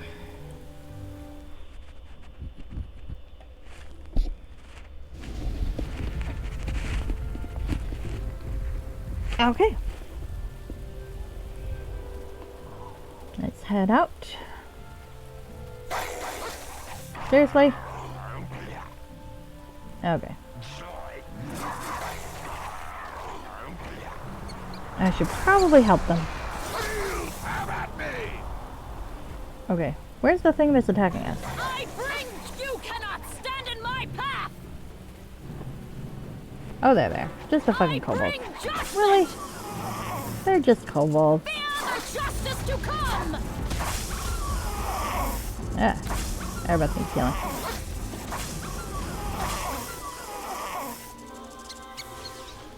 You... There we go. It would be hilarious if after going through these entire quests, I got killed by a pack of kobolds. That would actually be really funny to me. Alright, let's see. Oh shit.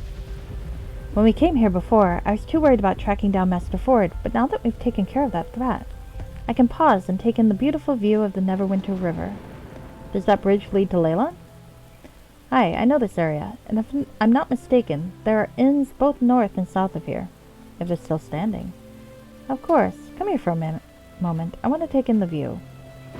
We both walked to the river's edge. The river determined the location of Neverwinter. It has become a part of the city. I turn and notice tears beginning to well up in Aribeth's eyes. She quickly wipes away the tears and lets out a short chuckle. I've looked upon this river 1,000 times, and I don't think I've ever seen it so lovely. I look past Aribeth, off to the flowing river, and then back onto Aribeth. Yes, I agree. Yes, let's be cliched. I don't know how much you've heard about my life, Stephen, but I grew up on this river. I spent decades of my life swimming and bathing in its warm waters, helping my mother with the laundry by its banks, learning how to fish with my father. The memories are so vivid to me now. I almost think I've been in the city for too long. But the river runs through the city. Indeed it does. Don't get me wrong. I love the wonderful gardens that are planted along its banks in the city. I make a point of visiting them when the wisteria are in bloom. The scent wafts through the warm air, and the roses. It's a heavenly walk. Really, I'd love for you to take me there someday.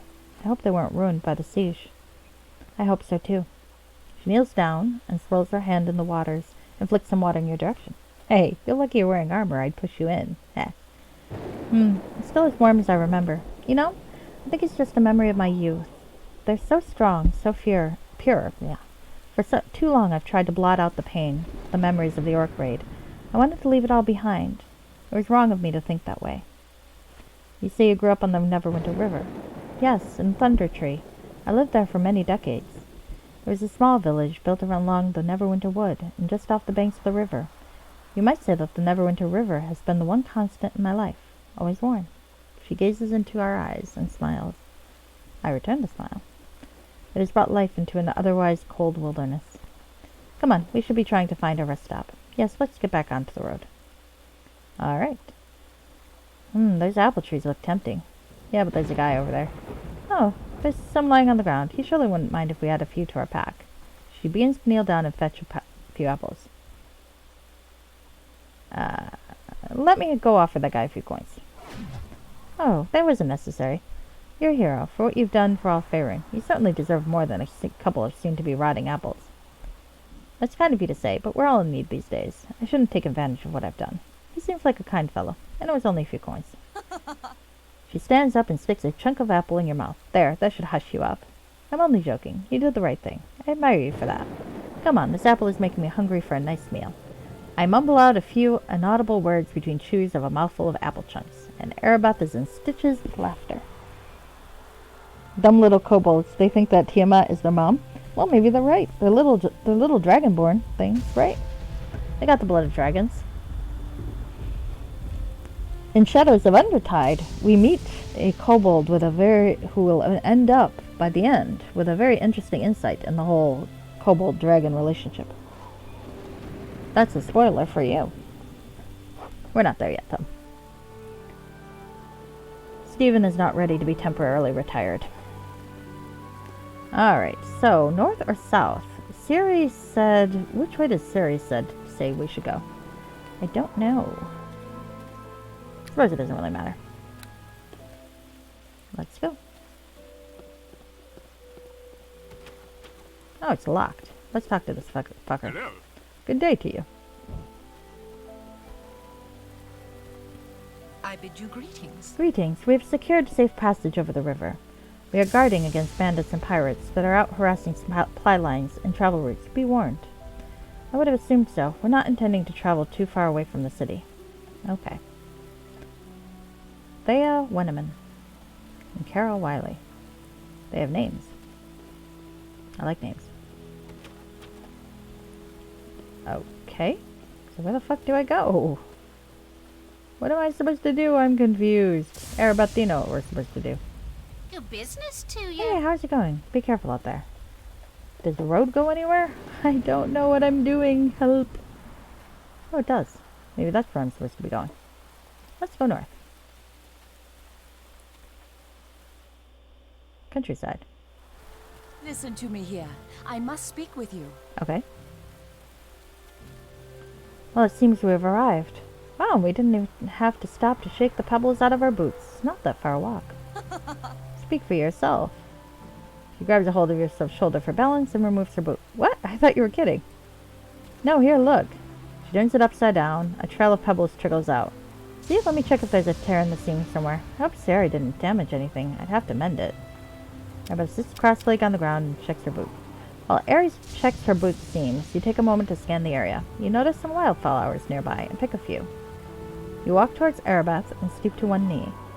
Here you go, my lady. Oh god, my lady. Don't milady her. A gift to carry on your travels. See, fedora guys.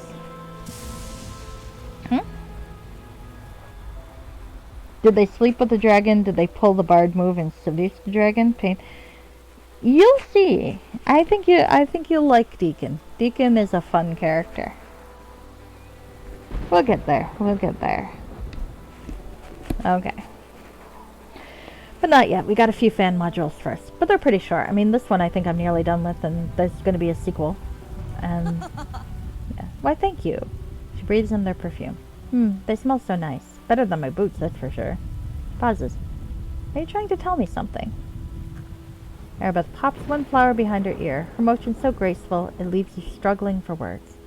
What? No. I mean, yeah, not that. It doesn't have anything to do with those striking boots. You chuckle and blush visibly. Aribeth is amused by my sputtering words as she slips her boot back on. All right, dear silly boy, I'm ready. All right, Aribeth, that flower sure looks at home amidst your hair, at least to me. No, it's not because your hair is dirty or prone to sprouting flowers. Cute elf. You take hold of her hand to pull her up to her feet. She clenches her hand just as tight, not wanting to let go. Let's check out that inn. They're being sappy. That's alright. They're allowed to be sappy, I suppose. It is a romance module. It would be kind of disappointing, I suppose, if they weren't being romantic. But I just want to hit something with a sword, to be honest with you. Oh, fuck. I stopped again. Uh-oh. I feel like I've frozen. Oh. Okay. I saw somewhere that freezing like this is a potential issue that can happen. Oh, tell me I saved recently. No! Why didn't I save? Alright, well, we're gonna rush.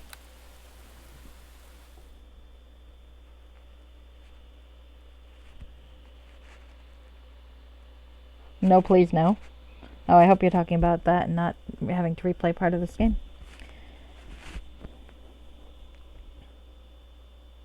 Okay. Alright, well, here we go. Not too bad. Okay, I'm not going to read the dialogue until I get to where we left off, but it shouldn't take too long. Alright. Come on, come on. Time to go. Time to go. Alright.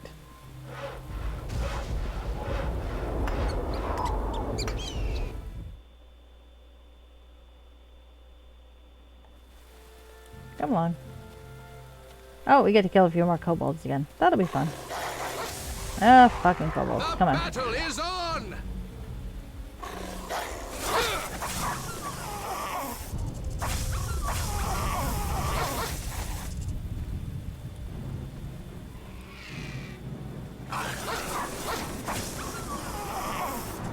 All that to die to attack a kobold.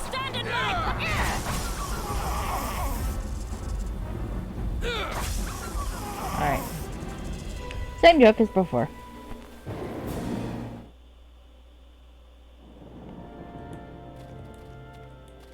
Alright. Son of a... I was not expecting that. Okay. Oh, shit. Okay, I think I see what the problem is. It's when it yanks me back, it does something to fucking Pathfinder. Okay. Here we go. Alright. So we got the dramatic monologue about the river. Me being a cliche. More river. Threatened to push her in. More river. Yes, rivers are very romantic. Let's get onto the road. Steal some apples. Offer a coin. And giggle. Okay. We're good. Alright. Now I'm going to save and then walk in here. Okay.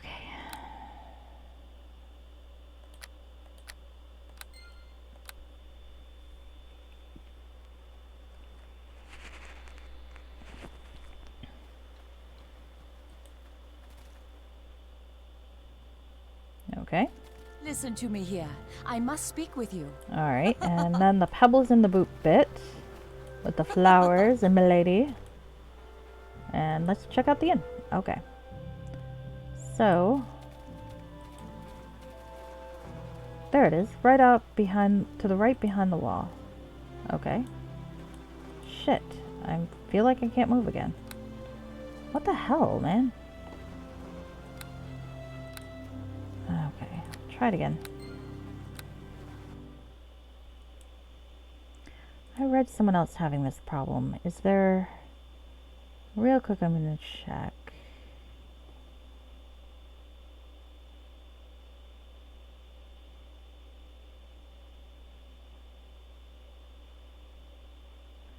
Okay, alright. Oh yeah. I'm gonna get so sick of the fucking pebbles and flowers. Listen to me here. Okay. I must speak with you.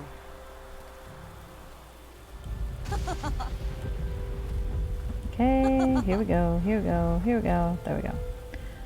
Why don't I quick save this? Because if I keep getting trouble, it seems to indicate that we can get past it eventually. It's just that it tends to happen. Alright, so we'll try to walk this way and hope for the best. Okay, I'm not... Oh, there we go. Ah, this time she didn't... Oh, nope, I'm stuck again. Fucking hell. I think what it is I walk too far away from her and it pulls me back. I think that's what it is. Because otherwise this is going to be kind of fucking annoying.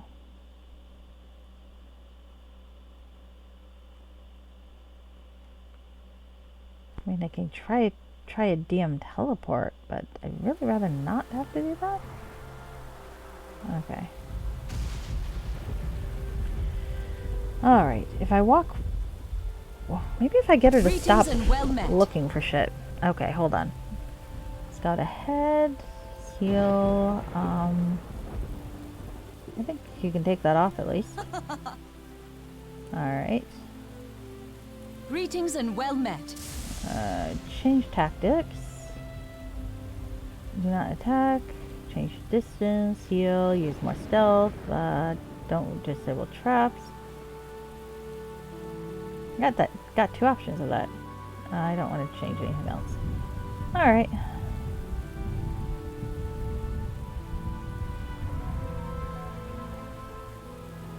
Okay. Damn it. Alright. Okay, if I walk slowly with her, maybe I can keep her dialogue from freezing me in place. See, I think that's where it is. When it pulls me back, I suddenly can't move after she says that. Maybe if I talk to her again. Yeah, I'm stuck again. I don't know why it keeps doing that, but it's really fucking annoying. Okay. Let's see.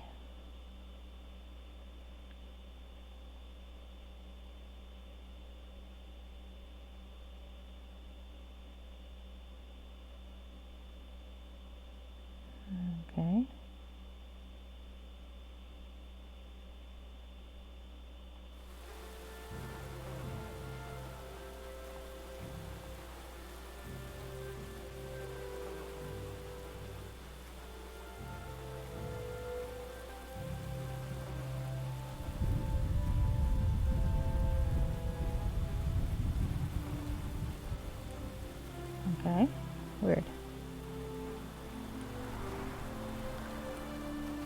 I may have to call it quits and look for a workaround later, but...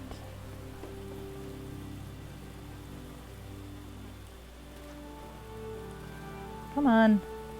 If you're right here, then... Okay. If I don't walk too far away from you when you trigger your dialogue, maybe we can... the pullback. Yep, still stuck. The way I can shut her the fuck up for that part. I realize that's an awful thing to say, but fucking hell, I'm just trying to get there, woman.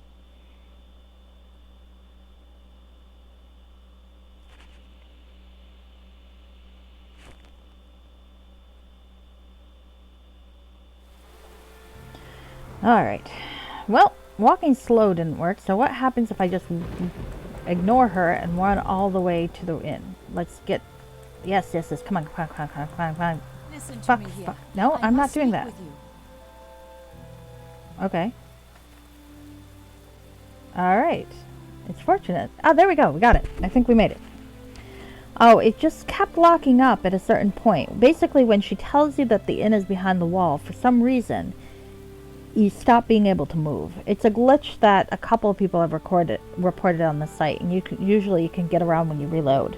So basically, I just kind of had to run past the point where that triggered that, and it seems to work. Okay, here we go. It's fortunate that the inn still appears to be in working condition. Alright, so we didn't freeze this time. Perhaps it was being used as a barracks. I hope that the inside looks as good as the outside. I wonder if they have some tailoring equipment. I need to work some more with the suit. She gives her foot a shake. I think I've got an invisible pebble hiding out in some hard-to-reach cranny. Blasted pebble. I chuckle at her antics. There, Ari. Let's go inside and see if we can find the sneaky rascal. Alright, so we're gonna go inside. Oh, there are graves. That's sad. Alright, so we have eluded the dreaded freeze. The other freezes that were mentioned I didn't encounter, but... And I'm gonna save, because I don't want to get frozen again. Which was probably just luck. Alright. Anana Whelm. This looks like a nice place. Hello. Greetings! You startled an old lady, who obviously did not hear you come in. Hello? Please don't hurt me. You can have whatever you want. I gently reassure her. Sorry to have startled you, madam. We are not looking to hurt anybody. Sierra, the incanter, recommended your inn to us and gave us a key. He told us someone would be here. Aribeth gives her a warm smile. We're just looking to find a place to rest. Maybe get a bite to eat. That is, if you have a room. Or some food. The old lady smiles, obviously relieved. Oh, dear me. We don't have much to eat, but if you want to go and try to catch some fish, the stream outside flows west, into a secluded area just near the bridge. Bring back some fish and I'll have it cooked up in no time. I'll prepare you a hearty meal with whatever I can scrounge up. I look at Aribeth. To the stream, then. She grins broadly. This I've got to see. After you, master fisherman. I bet you don't think I can catch a fish of my own. Oh, do be careful. The bridge is a pretty popular spot for wandering trolls for some reason. I think we can handle a troll, right? Well, I think we could have at one point. Well, get a bit more of a date after all. I was actually figuring the module would end soon, but perhaps I'm completely wrong. That's quite a nice surprise then. Or I'm just like the world's slowest player, which is also possibly true. So let's see. If there is a bridge where some trolls are, and a fishing place, what a pleasant bridge with a corpse impaled on something in the front. Uh-oh. Looks like trouble by the bridge. What gave you that impression, dude? The corpse?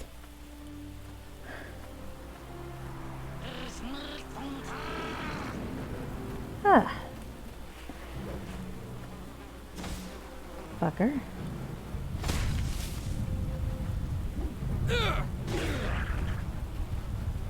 On the plus side, I do have fire on my sword for once. Listen to me here.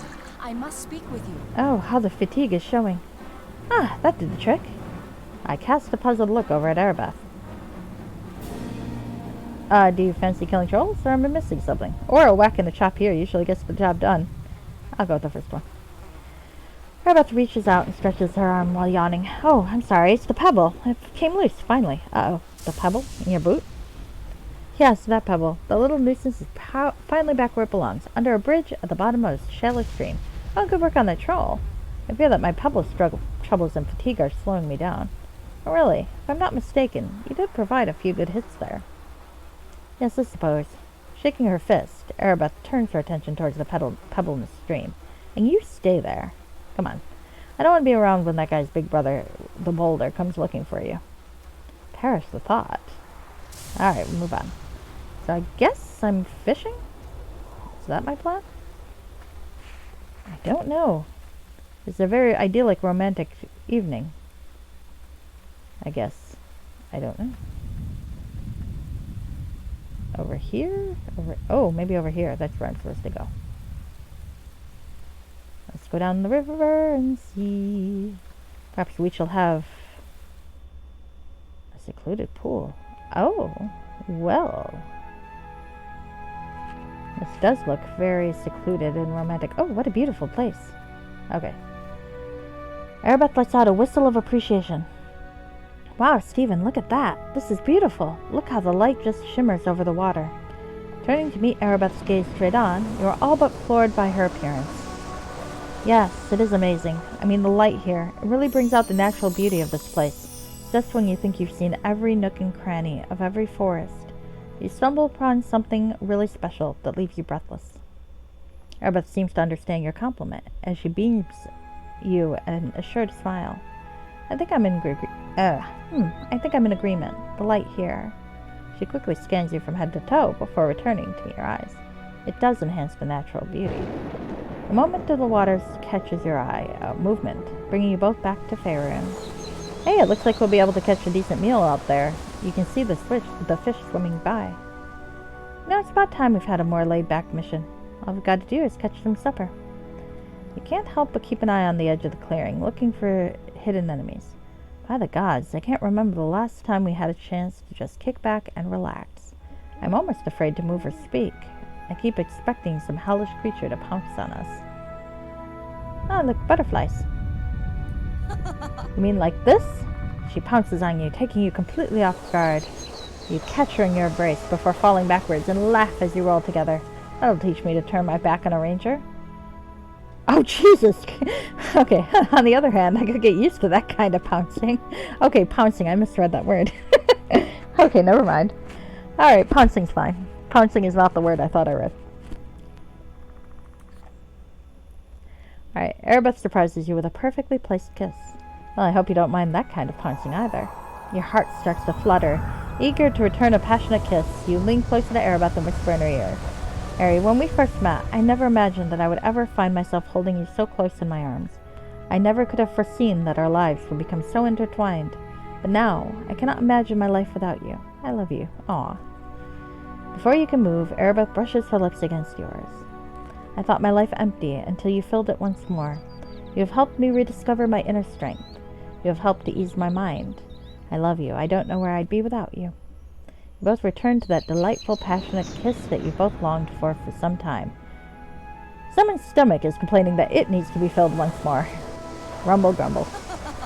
Oh, I forgot. We're hungry. We've got to catch some fish. You tug at the gap between your waist and your armor. I think this gap is getting wider. I hope I don't need to get myself a new suit. We haven't eaten all day. Let's see what we can do about that. Alright.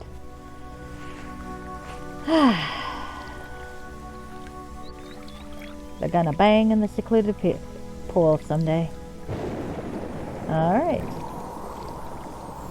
So they're cutscening some fishing. Okay. There we go. You watch with amusement as Aribeth struggles with a good-sized fish. Don't just stand there. Help me with this thing. Don't let it get away. I quickly secure the fish in a small net. Awesome. This looks like it could feed a pack of wolves. Now I'm hungry. So hungry. I want fish. I'm terribly suggestive. It's awful. Aribeth wipes off a trail of slime from her cheek and spits. Ugh, so great. That is as if the wolves don't look at me like I'm an even bigger fish. Look at me, I'm covered in fish slime. I don't pass on a chance to tease her. Oh, you mean that isn't some fancy new skin ointment that you picked up in Neverwinter? I thought it smelled funny. Holding it by the tail, Aribeth playfully gives the fish a few swings. You know, that's mighty big talk for a man who's about to get smacked upside the head with a 10-pound lake trout. I prudently back away from the swinging fish. No thanks. Then we'd both be a couple of Washington fish sticks. I wrinkle my nose. Seems like you're not the only one that smells funny. So tell me, when did that revelation come to you? I mean, it doesn't take a whole lot of wisdom to know that we both need a bath. Just a good nose. I mean, there's water right here, guys. You could just strip down and bang. Sorry. I feel like, you know, with all the romance, you might as well. But off screen. I don't need to see the little action figures bang. Okay, I don't recall there being a nose trainer at the training academy. What would you suggest I do about it? Aribeth removes her arm. Oh, there we go. They took my advice. Removes her armor and leaves it by the side of the stream. Well, if you can think of something while you stand and watch, I'm going to wave and clean myself up, and no peeking. Her clothes land neatly beside the pile of her armor. I gather her armor and begin to wipe away the slimy film. You quickly glance out of the corner of your eye to see Aribeth's back as she continues to wade deeper. How's the water? Aribeth resurfaces and shakes her soaked hair. Oh, it's absolutely wonderful. You're going to have to come in next. You must be a sweaty mess under there. I take a whiff and begin to turn to face the serene pool. You can say that again. Hey now, don't get distracted. Who knows who might show up unexpectedly. Stand guard and stay focused, and not on me. I grin and resume my watch, making sure it's safe for Aribeth to finish cleaning up. Don't take too long. I desperately need a good scrub myself, and we don't want to keep our hostess waiting. All cleaned up, Aribeth returns to the shore and dresses herself. She startles you with a tap on your shoulder. Your turn. I'll keep watch. Aribeth playfully swats you as you notice how lovely she smells. You smell great. What did you use? Oh, over on travels, I managed to collect some various herbs. I keep them in my packet. My mother and I would spend an afternoon gathering an assortment of herbs, leaves, and flowers. They really come in handy. Here, take a few of these. She reaches in her pack and gives me a pouch of herbs and other additives. Great, thanks. This should work well. I move closer to the stream and remove my gear and shirt. She takes a peek at my naked back. Oh, goodness. I'm scandalized. She smiles to herself. Take all the time you want. I got a good look out here. As you turn to respond, you notice her loose-fitting clothing clinging to her damp torso. Oh, dear. You pause to admire her shapely form. The sight leaves you speechless for a second. Yes, well, I guess the sooner I clean up, the sooner we eat. And rest. Aribeth's... Oh, shit. I lost some items. Ah, fuck. I'm gonna have to go get those. Alright. Fuck. This is why you gotta manage your inventory. Okay. How much did I lose? I lost, the shield and the cloak. Okay. Isn't the water... Okay. Aribeth stands in a serious pose, intently searching the nearby forest, but she too allows herself one quick glance or two to watch as you disrobe. She's perving on me. Oh my goodness. Isn't the water great? And so is the view. You swim for a while and proceed to scrub myself clean. We're going to have to remember this spot. It's perfect. After a minute, I return to the shore and dress myself, and I gotta get those two things. And I gotta fix my fucking inventory. Jesus. Alright. Aribeth steps closer to you and runs her hands through your hair, shaking out the excess water. My goodness, you look almost civilized now. I reach out and tussle up her wet hair. Now that's a really cultured look. Oh, don't mess with a woman's hair. She continues, slowly running her fingers through your hair. Finally, the tension proves too much. She clasps them behind your head, bringing your mouth down to hers, allowing her to kiss you deeply. Oh my, oh dear. I feel like I should be giving them their privacy. The racing of my heart, or your heart, makes your knees weak and leaves you feeling rather lightheaded. A long, pleasurable moment passes. You pause to speak and to catch your breath. Aribeth. She stares deeply into your eyes while caressing your cheek with the back of her fingertips. Yes? You place your fingertips near her forehead and push a few loose strands of hair away from her face. I've longed to be with you. You are so beautiful in so many ways. And while I'm doing this, I'm going to fucking clear up some inventory room so I can pick up my shit. I realize that's not very romantic, but Jesus Christ. I need to Marie Kondo this bullshit.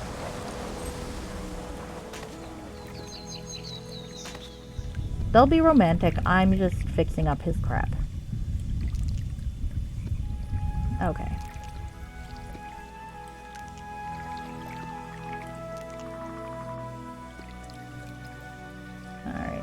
put that over there. I could probably put that there. Let's see. I think a screen should be fine.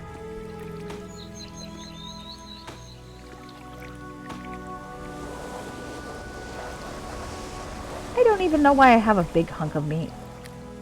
Dirty jokes aside.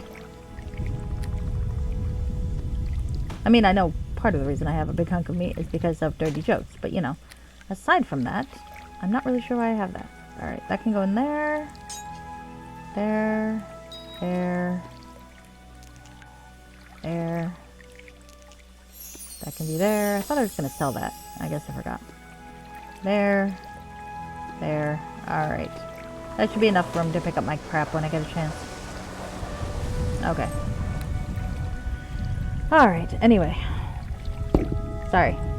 Aribeth, how I've longed to be with you. You are so beautiful in so many ways. Then why did you spend 5 minutes sorting your pack? I'm neurotic. Aribeth takes your hand and kisses your palm. Stephen, when you first appeared before me while I was in my cell, I thought it was a dream. I thought you were a dream. But then you placed your hand on my cheek, so gentle and warm. I felt it so deeply, so soothing. It reached deep inside. Toasty, are you being mischievous? I think you are. Yes! Sweetly, before we make love, let me organize this weird box in the corner of my eye. Yep. Yep. That's why you don't let ace people play, romantic games. I interrupt her with a kiss. She continues, I thought, how could a dream touch me so? She beams a smile. Now I know. You are a dream come true. You hold her tightly and resume a pleasurable kiss. Just swing your stomach, or was it hers, decides to demand sustenance in a clearly audible and quite embarrassing fashion. Unable to stop yourselves, you laugh at each other's embarrassment. Oh, I'm sorry. It's too funny, isn't it? I guess you can't ignore nature too long. Come, let's head back to the inn. I bet that nice old woman is waiting for us. I reach down to stash up the catch of the day and my crap and steal one last kiss before heading back. But let's go. But keep on the lookout for trolls. Okay. Gosh, it's gotten all dark. Alright. There we go. Got my fucking shield again. And got my cloak again. Alright. Did I leave anything else? Yeah, I'm not leaving that fucking shield. That fucking shield rocks, man. That fucking shield is an extension of my penis. Did I not have a circlet, though? Did I just leave it off? I thought I had a helm of some sort. God knows where I put the fucking thing. Probably lost it. I guess it doesn't really matter. It was one against mind-altering spells, I thought. Oh yeah, I left it off because I felt like the romantic module, I should actually have him looking handsome and shit. Or dorky, but you know, it's with all the cons. Wait, what did I just say? I actually don't remember what I said, Toasty. What did I say that made you laugh? My ego likes to know what I say. That's funny.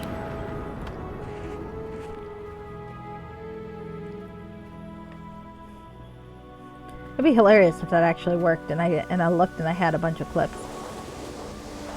But I don't know how clips are made, so I made one once myself. It was fun. Okay. Oh, remains. Let's go loot the dead.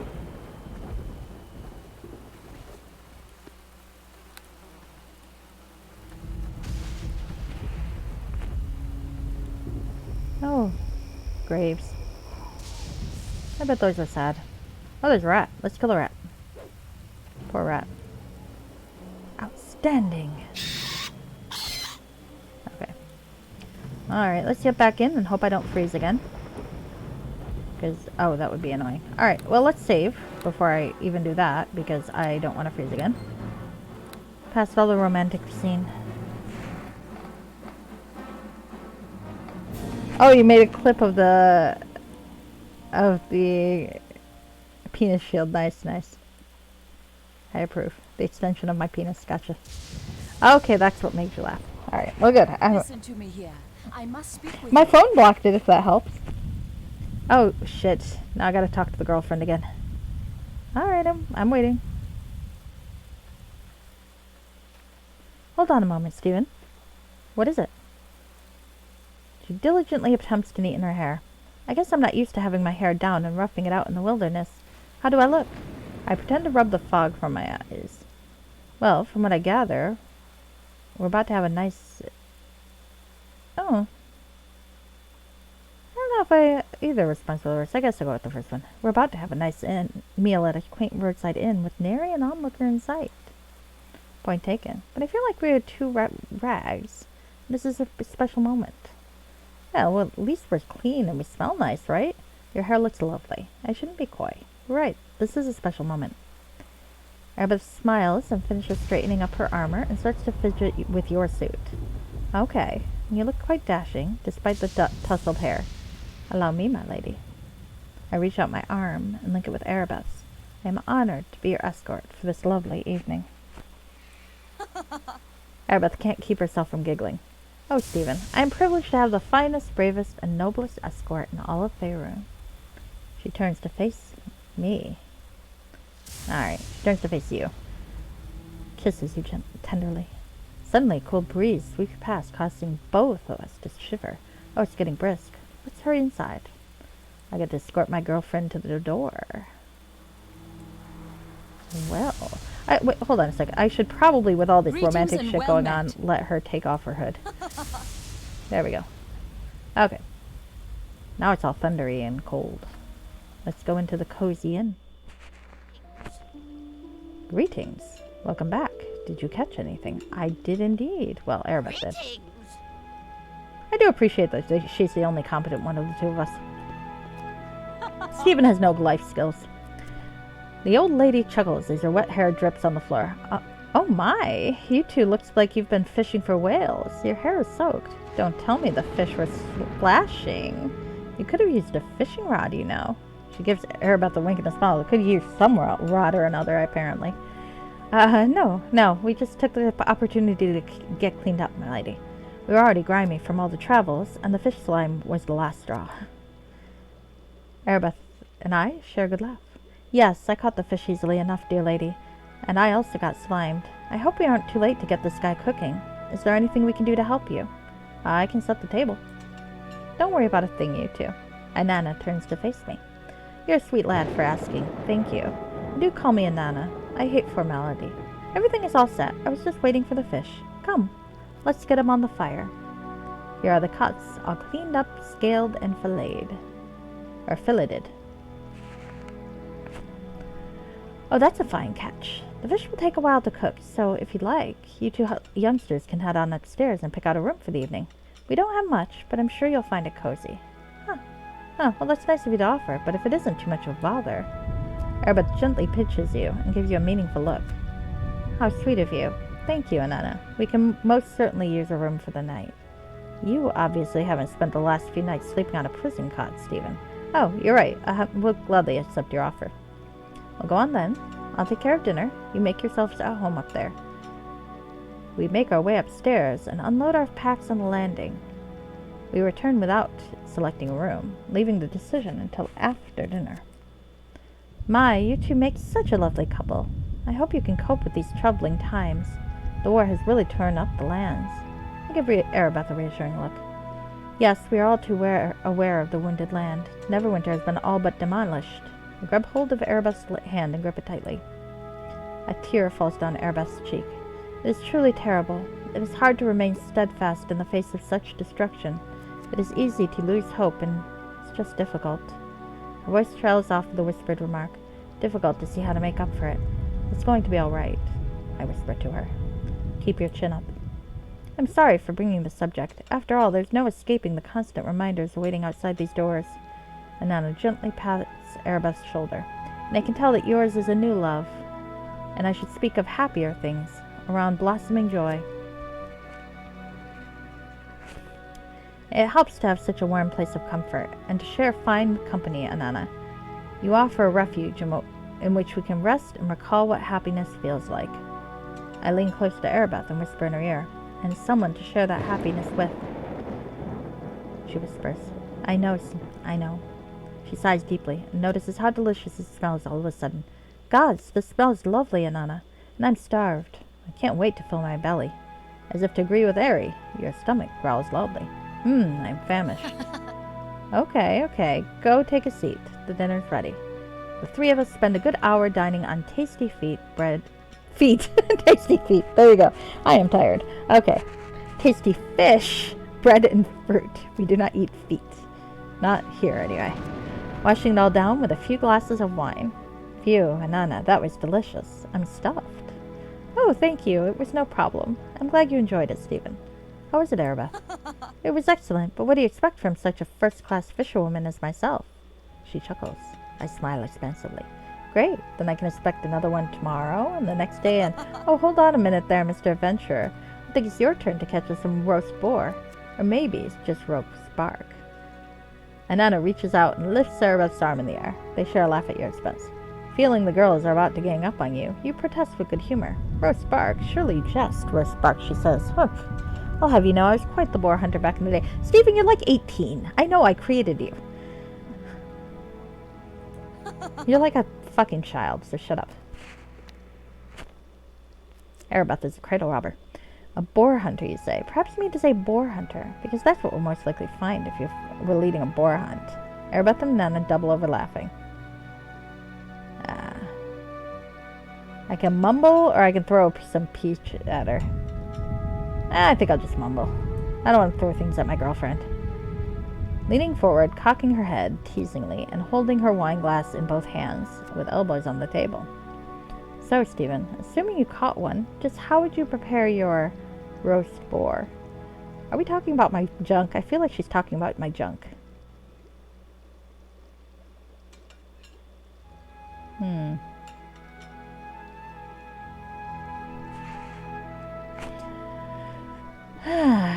Let's see. Which one seems more like an appropriate euphemism? Let's go with this one. I slowly smoked the center tenderloin over indirect coals, served with garlic mashed potatoes, green beans, and a glass of wine. Yes, that sounds dirtier. Let's go with that. Her eyes widen as she sits her glass down, sits up straight, and leans back slightly, her hands palm down on the table. What wine would you serve? Goodness. Well, okay, I could go with sweet berry wine, or I could go with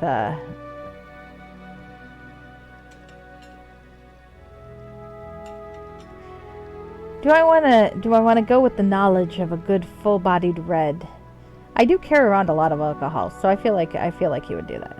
My favorite is the elderberry from Cardew Cormac's vineyard. There's a little shop in Neverwinter that sells a variety. I'm a lush. Her eyes and mouth open wide with astonishment. She raises a hand to her chest. Gasp! That's how my parents used to make it. And the wine too, my favorite.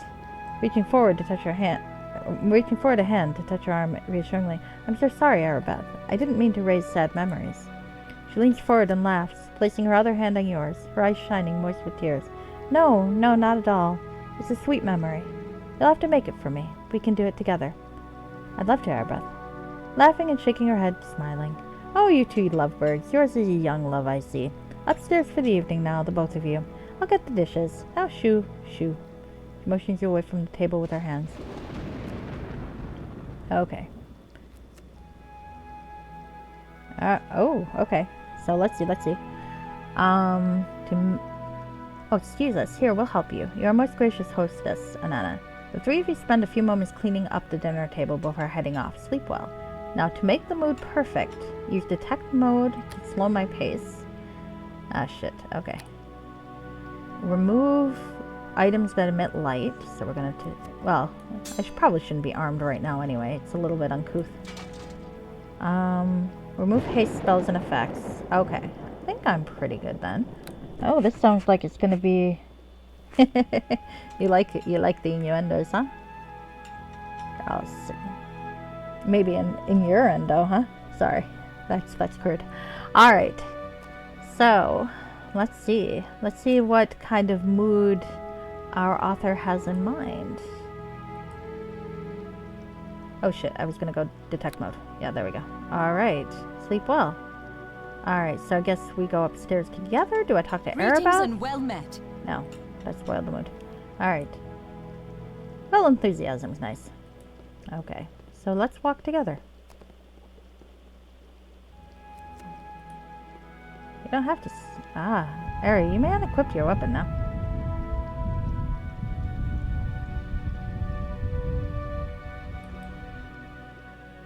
I can help you with that. I mean, technically, it's... I probably should be asking to see your inventory, but I'm presumptuous, so here we go. No weapons for you. Well, I mean, you can have weapons. I feel like he'd enjoy those weapons. Okay. Look, if you want a top, Barry, I'm okay with that. I mean, let's be honest. That's probably how this is going to shake out. Alright, come on, let's check out our options. Alright. Let's get a... Well, I can look at her ass, but she's wearing a cloak, so that's not going to work very well anyway. So there's twin beds. Yeah, let's sleep in the twin beds. That'll work. Okay. Listen to me here. I must speak with you. Oh. The wine has left a soft warmth in your stomachs. You both relaxed for the first time in weeks. Oh, I think my bones are just about as creaky as these stairs. As these stairs. Okay, my dear Stephen. What room shall we settle down in? Weeks of constant fighting and exertion have left you both aching all over. You reach for a pain in your side. Ugh, you're not alone in your pain. She chuckles as you hobble and drag yourselves towards the room. Well, my dearest Aribeth, they both look pretty comfortable. Let's get a closer look at our options. There are twin beds in that room. What are you doing? Oh, okay. I don't know about that, Stephen. I might get scared if I hear a bump in the night. Then I'd have to run and jump over into your bed and land on you with a plop.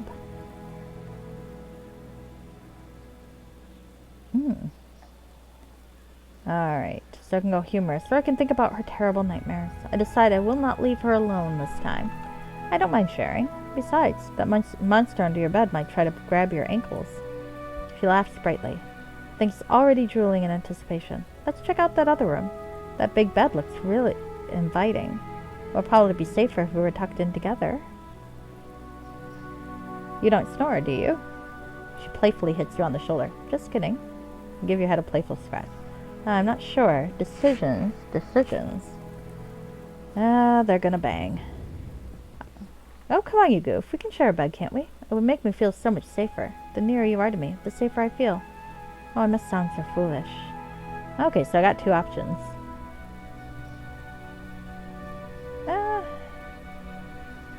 Oh, let's go with the one with the physical contact. You take her hand. Not at all. Of course we can share a bed. I wouldn't want it any other way. I'm never leaving your side again. I can hug her so close I can feel her heartbeat. Come, let us get out of this armor. Aribeth takes you by the hand and pulls you into your newly selected room.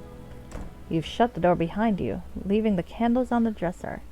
Aribeth takes a seat on the bed and begins to remove her armor. You sit on the couch and do the same. Wink, wink indeed.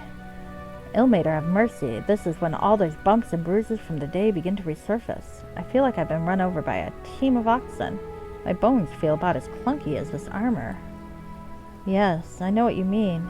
It does feel good to get out of these tin cans. Those healing potions will keep you alive, but they don't do much for these bruises. Dear me, look at these. You never get a chance to see how bad they are. I didn't even notice these out by the pool. Oh. Now we're comparing bruises. Well, well, well. Uh-oh. 1 second. I need to make sure my fucking inventory's fine. I didn't drop it this time, did I? No. Good, good. I'm not losing my shit, damn it. I worked hard for this shit. I killed a dragon for that fucking shit. I ain't losing my shit just so we can have a very close to sex scene. Look, I'm naked. Goodness.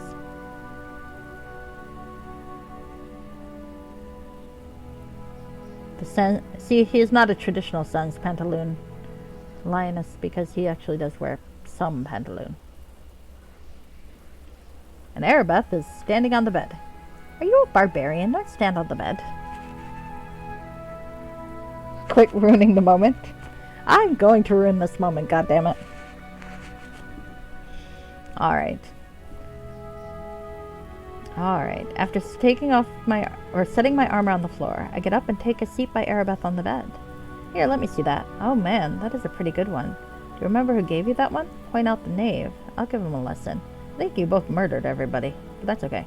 You hold her hand. She turns her arm toward you, revealing a good bruise. Might have been that dwarf, but I don't remember. Oh, have a seat, handsome. There's a nice cozy spot there. Oh, now we do get to sit on the bed. Nice. Don't make you clip again. Oh, we'll see. Aribeth slowly moves her hand back and forth, gently caressing my arm. How are your bumps and bruises? Oh, I'll be fine. Thanks. I know it's getting late, but I'd like to do something about those bruises for you. Oh, are we going to... Stop standing on the beds, you fucking idiots. You were sitting fine. I was hoping you'd say that. I love the falling. When it comes to there are some modules that do a lot with like intimate scenes that they use by. There are folks who have actually done new animations for such things, but it's actually kind of fun to see the ones that don't, and they just use the regular animations like that. The sleep and/or knockout animation just in a different context, and the sound effects make me laugh every time. It really does. Anyway, this is not a judgment on the mod. I think it works out. It works fine here. It's just it makes me laugh when that happens. Aribeth turns to lie face down on her pillow and pulls the back of her shirt over her head, inviting you to massage her knotted and bruised back and shoulders. You soak your hands in a salve from your healing kit and delicately place your hands on the base of her back. Aribeth flinches at your touch, then sighs as you work your hands up to her shoulders. Let me know if I hit a really sore spot, okay? She smiles at you and lays her head back on the pillow. Oh, I think I'm in good hands. Very good hands. And there's Discord ruining my, my moment. Just one sec. Maybe. Okay, come on. 1 second.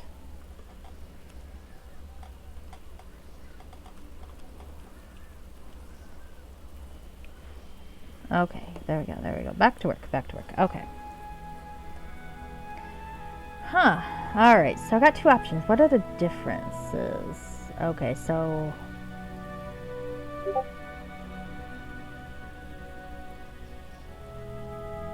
Oh. Well, I can wish her good night and have her drift off to sleep, or I can become more amorous. So what's your vote, Toasty? Should I let the poor woman sleep, or should I get amorous? The second one,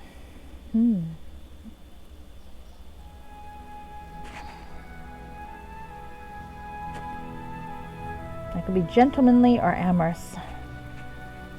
No sleep? Okay, so your vote is amorous? Alright, I guess we could do amorous. You focus your gaze back to your fingertips as they dutifully lead a course over Aribeth's taut and sore muscles. Your attention to Aribeth's back doesn't prevent you from feeling the tightness in your own. You shake off the twinge of pain and pause. Gazing intently, the dim candlelight highlights Aribeth's nicely toned musculature, and despite your fatigue, you begin to feel more amorous. You place your fingertips at each side of her lower back and knead gently. Oh goodness. Oh shit, I got 2 chaotic points for that. I got 2 chaotic points for that. Well, you know what? I'll take them. I think I can spare a couple of chaotic points. Alright. You inch your hands slowly towards the side of Aribeth's waist, and you continue on, beginning to reach further around her waist, gently kneading your fingertips into her modestly defined abs. As you move closer to her navel, you lean down and begin to kiss her along the back of her base of her back. Oh God, my word! You softly utter her name, Aribeth. Oh goodness, we're not. We might not be reading this next part.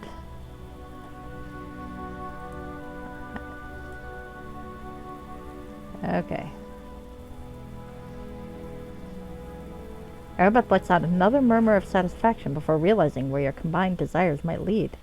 She begins to roll over, and you ease your grasp around her waist, allowing her to sit up.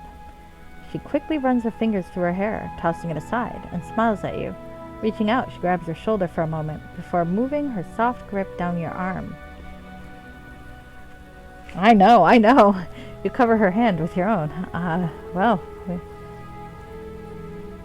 Okay. My dear, let us rest our passions. We are both battle weary and tired, and sore. All in due time. Okay. I think I will apologize. I think Stephen took it a little far before they were ready. So, yes, I understand. I'm sorry if I made you uncomfortable. You wipe off your hands and rise from the bed to blow out the candles. A couple of steps and you're back in bed. Aribeth, I shouldn't have. Hush, it's okay. Come, let us rest. Hold me gently. She cuddles up next to you and falls asleep in your arms. Oh, look. I'm all acting out. There we go. I get to collapse ridiculously, too. I like that. Alright. You recall Aribeth's words from before you entered the Source Stone. Should Neverwinter survive, he may choose another sentence for me. I may yet be given a chance to make some small amends for what I have done. There is yet hope for me, and for us. I don't know what that means. Okay, well. Don't worry, Aribeth stopped us. Good night, my love. May all your dreams be sweet. Press here to end the module. Well, there we go.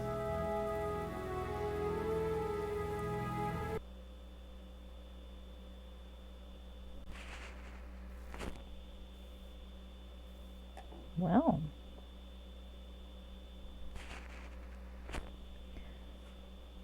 Now, there's an interlude. Does it go straight to the interlude, or does it go to the second one? I guess it just crashes. Okay, well. Shit. I hope that saved where it was supposed to. I suppose I will find out. And if it didn't, I will get to that point so that maybe the next time I come on, we'll start the sequel. Give me a sec. I'm a little unnerved by that, actually. Ah, crap. Did I lose the cloak I gave her? Probably. Oh, well. She'll have her own shit next module, and it's not like I was wearing the cloak anyway. Alright. One sec. Just peeking.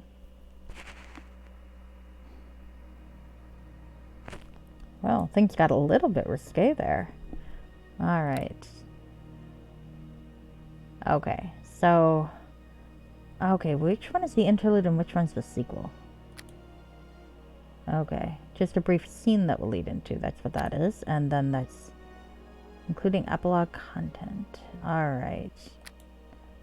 I think that's the one then.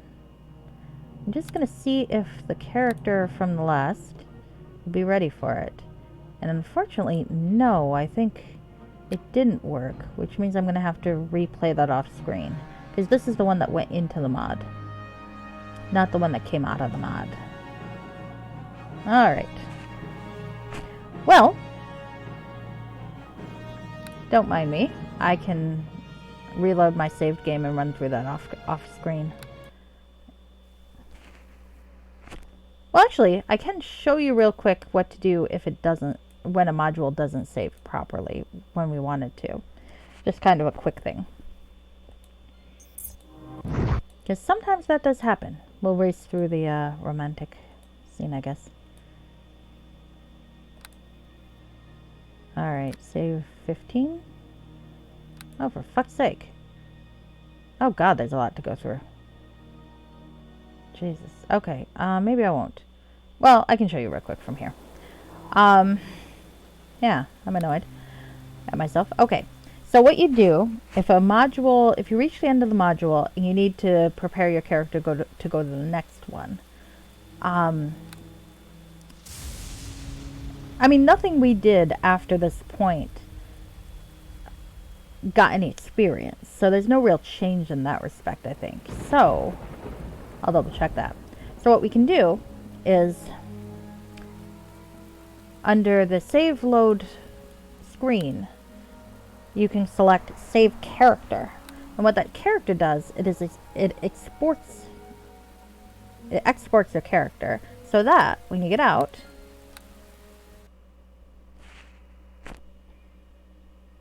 you can go into the sequel, as I will do here, and or to whatever else, and you can take the one that you were just playing.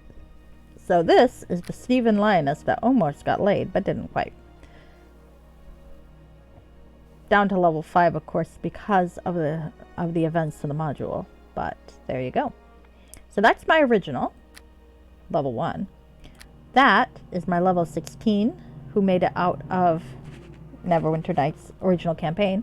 This is the same character, but with the rename and the slight alteration of description for this timeline. And this is the one that completed the first module.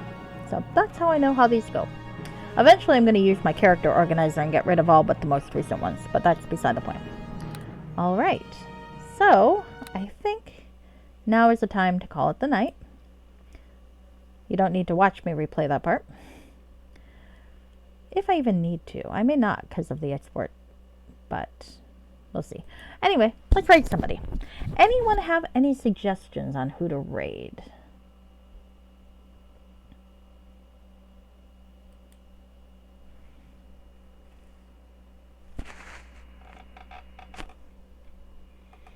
You got anyone you like to watch really late at night, Toasty?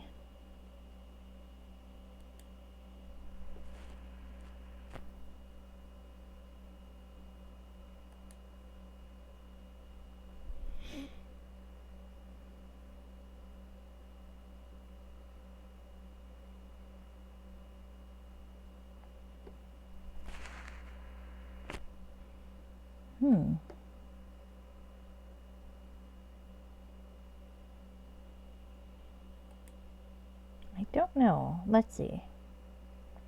Level 1 Alt is playing Dragon Quest. Alina Arena's playing Chrono Trigger. Chillruns is of course playing Legend of Zelda. And RGB's got Majora's Mask. Ah, good. Fair enough, fair enough. You get some good sleep, Toasty. Who haven't I rated in a while? I have no idea who I haven't rated in a while. That's the problem. I should really start keeping track.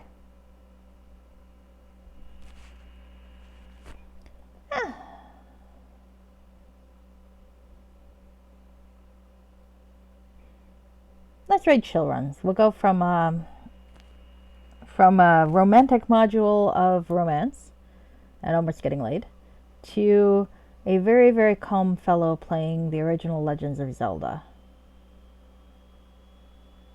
I like watching Chillruns. He makes everything sound so not easy, because it looks like really hard stuff that he does, but he just makes it sound so zen, you know? Let's go annoy him.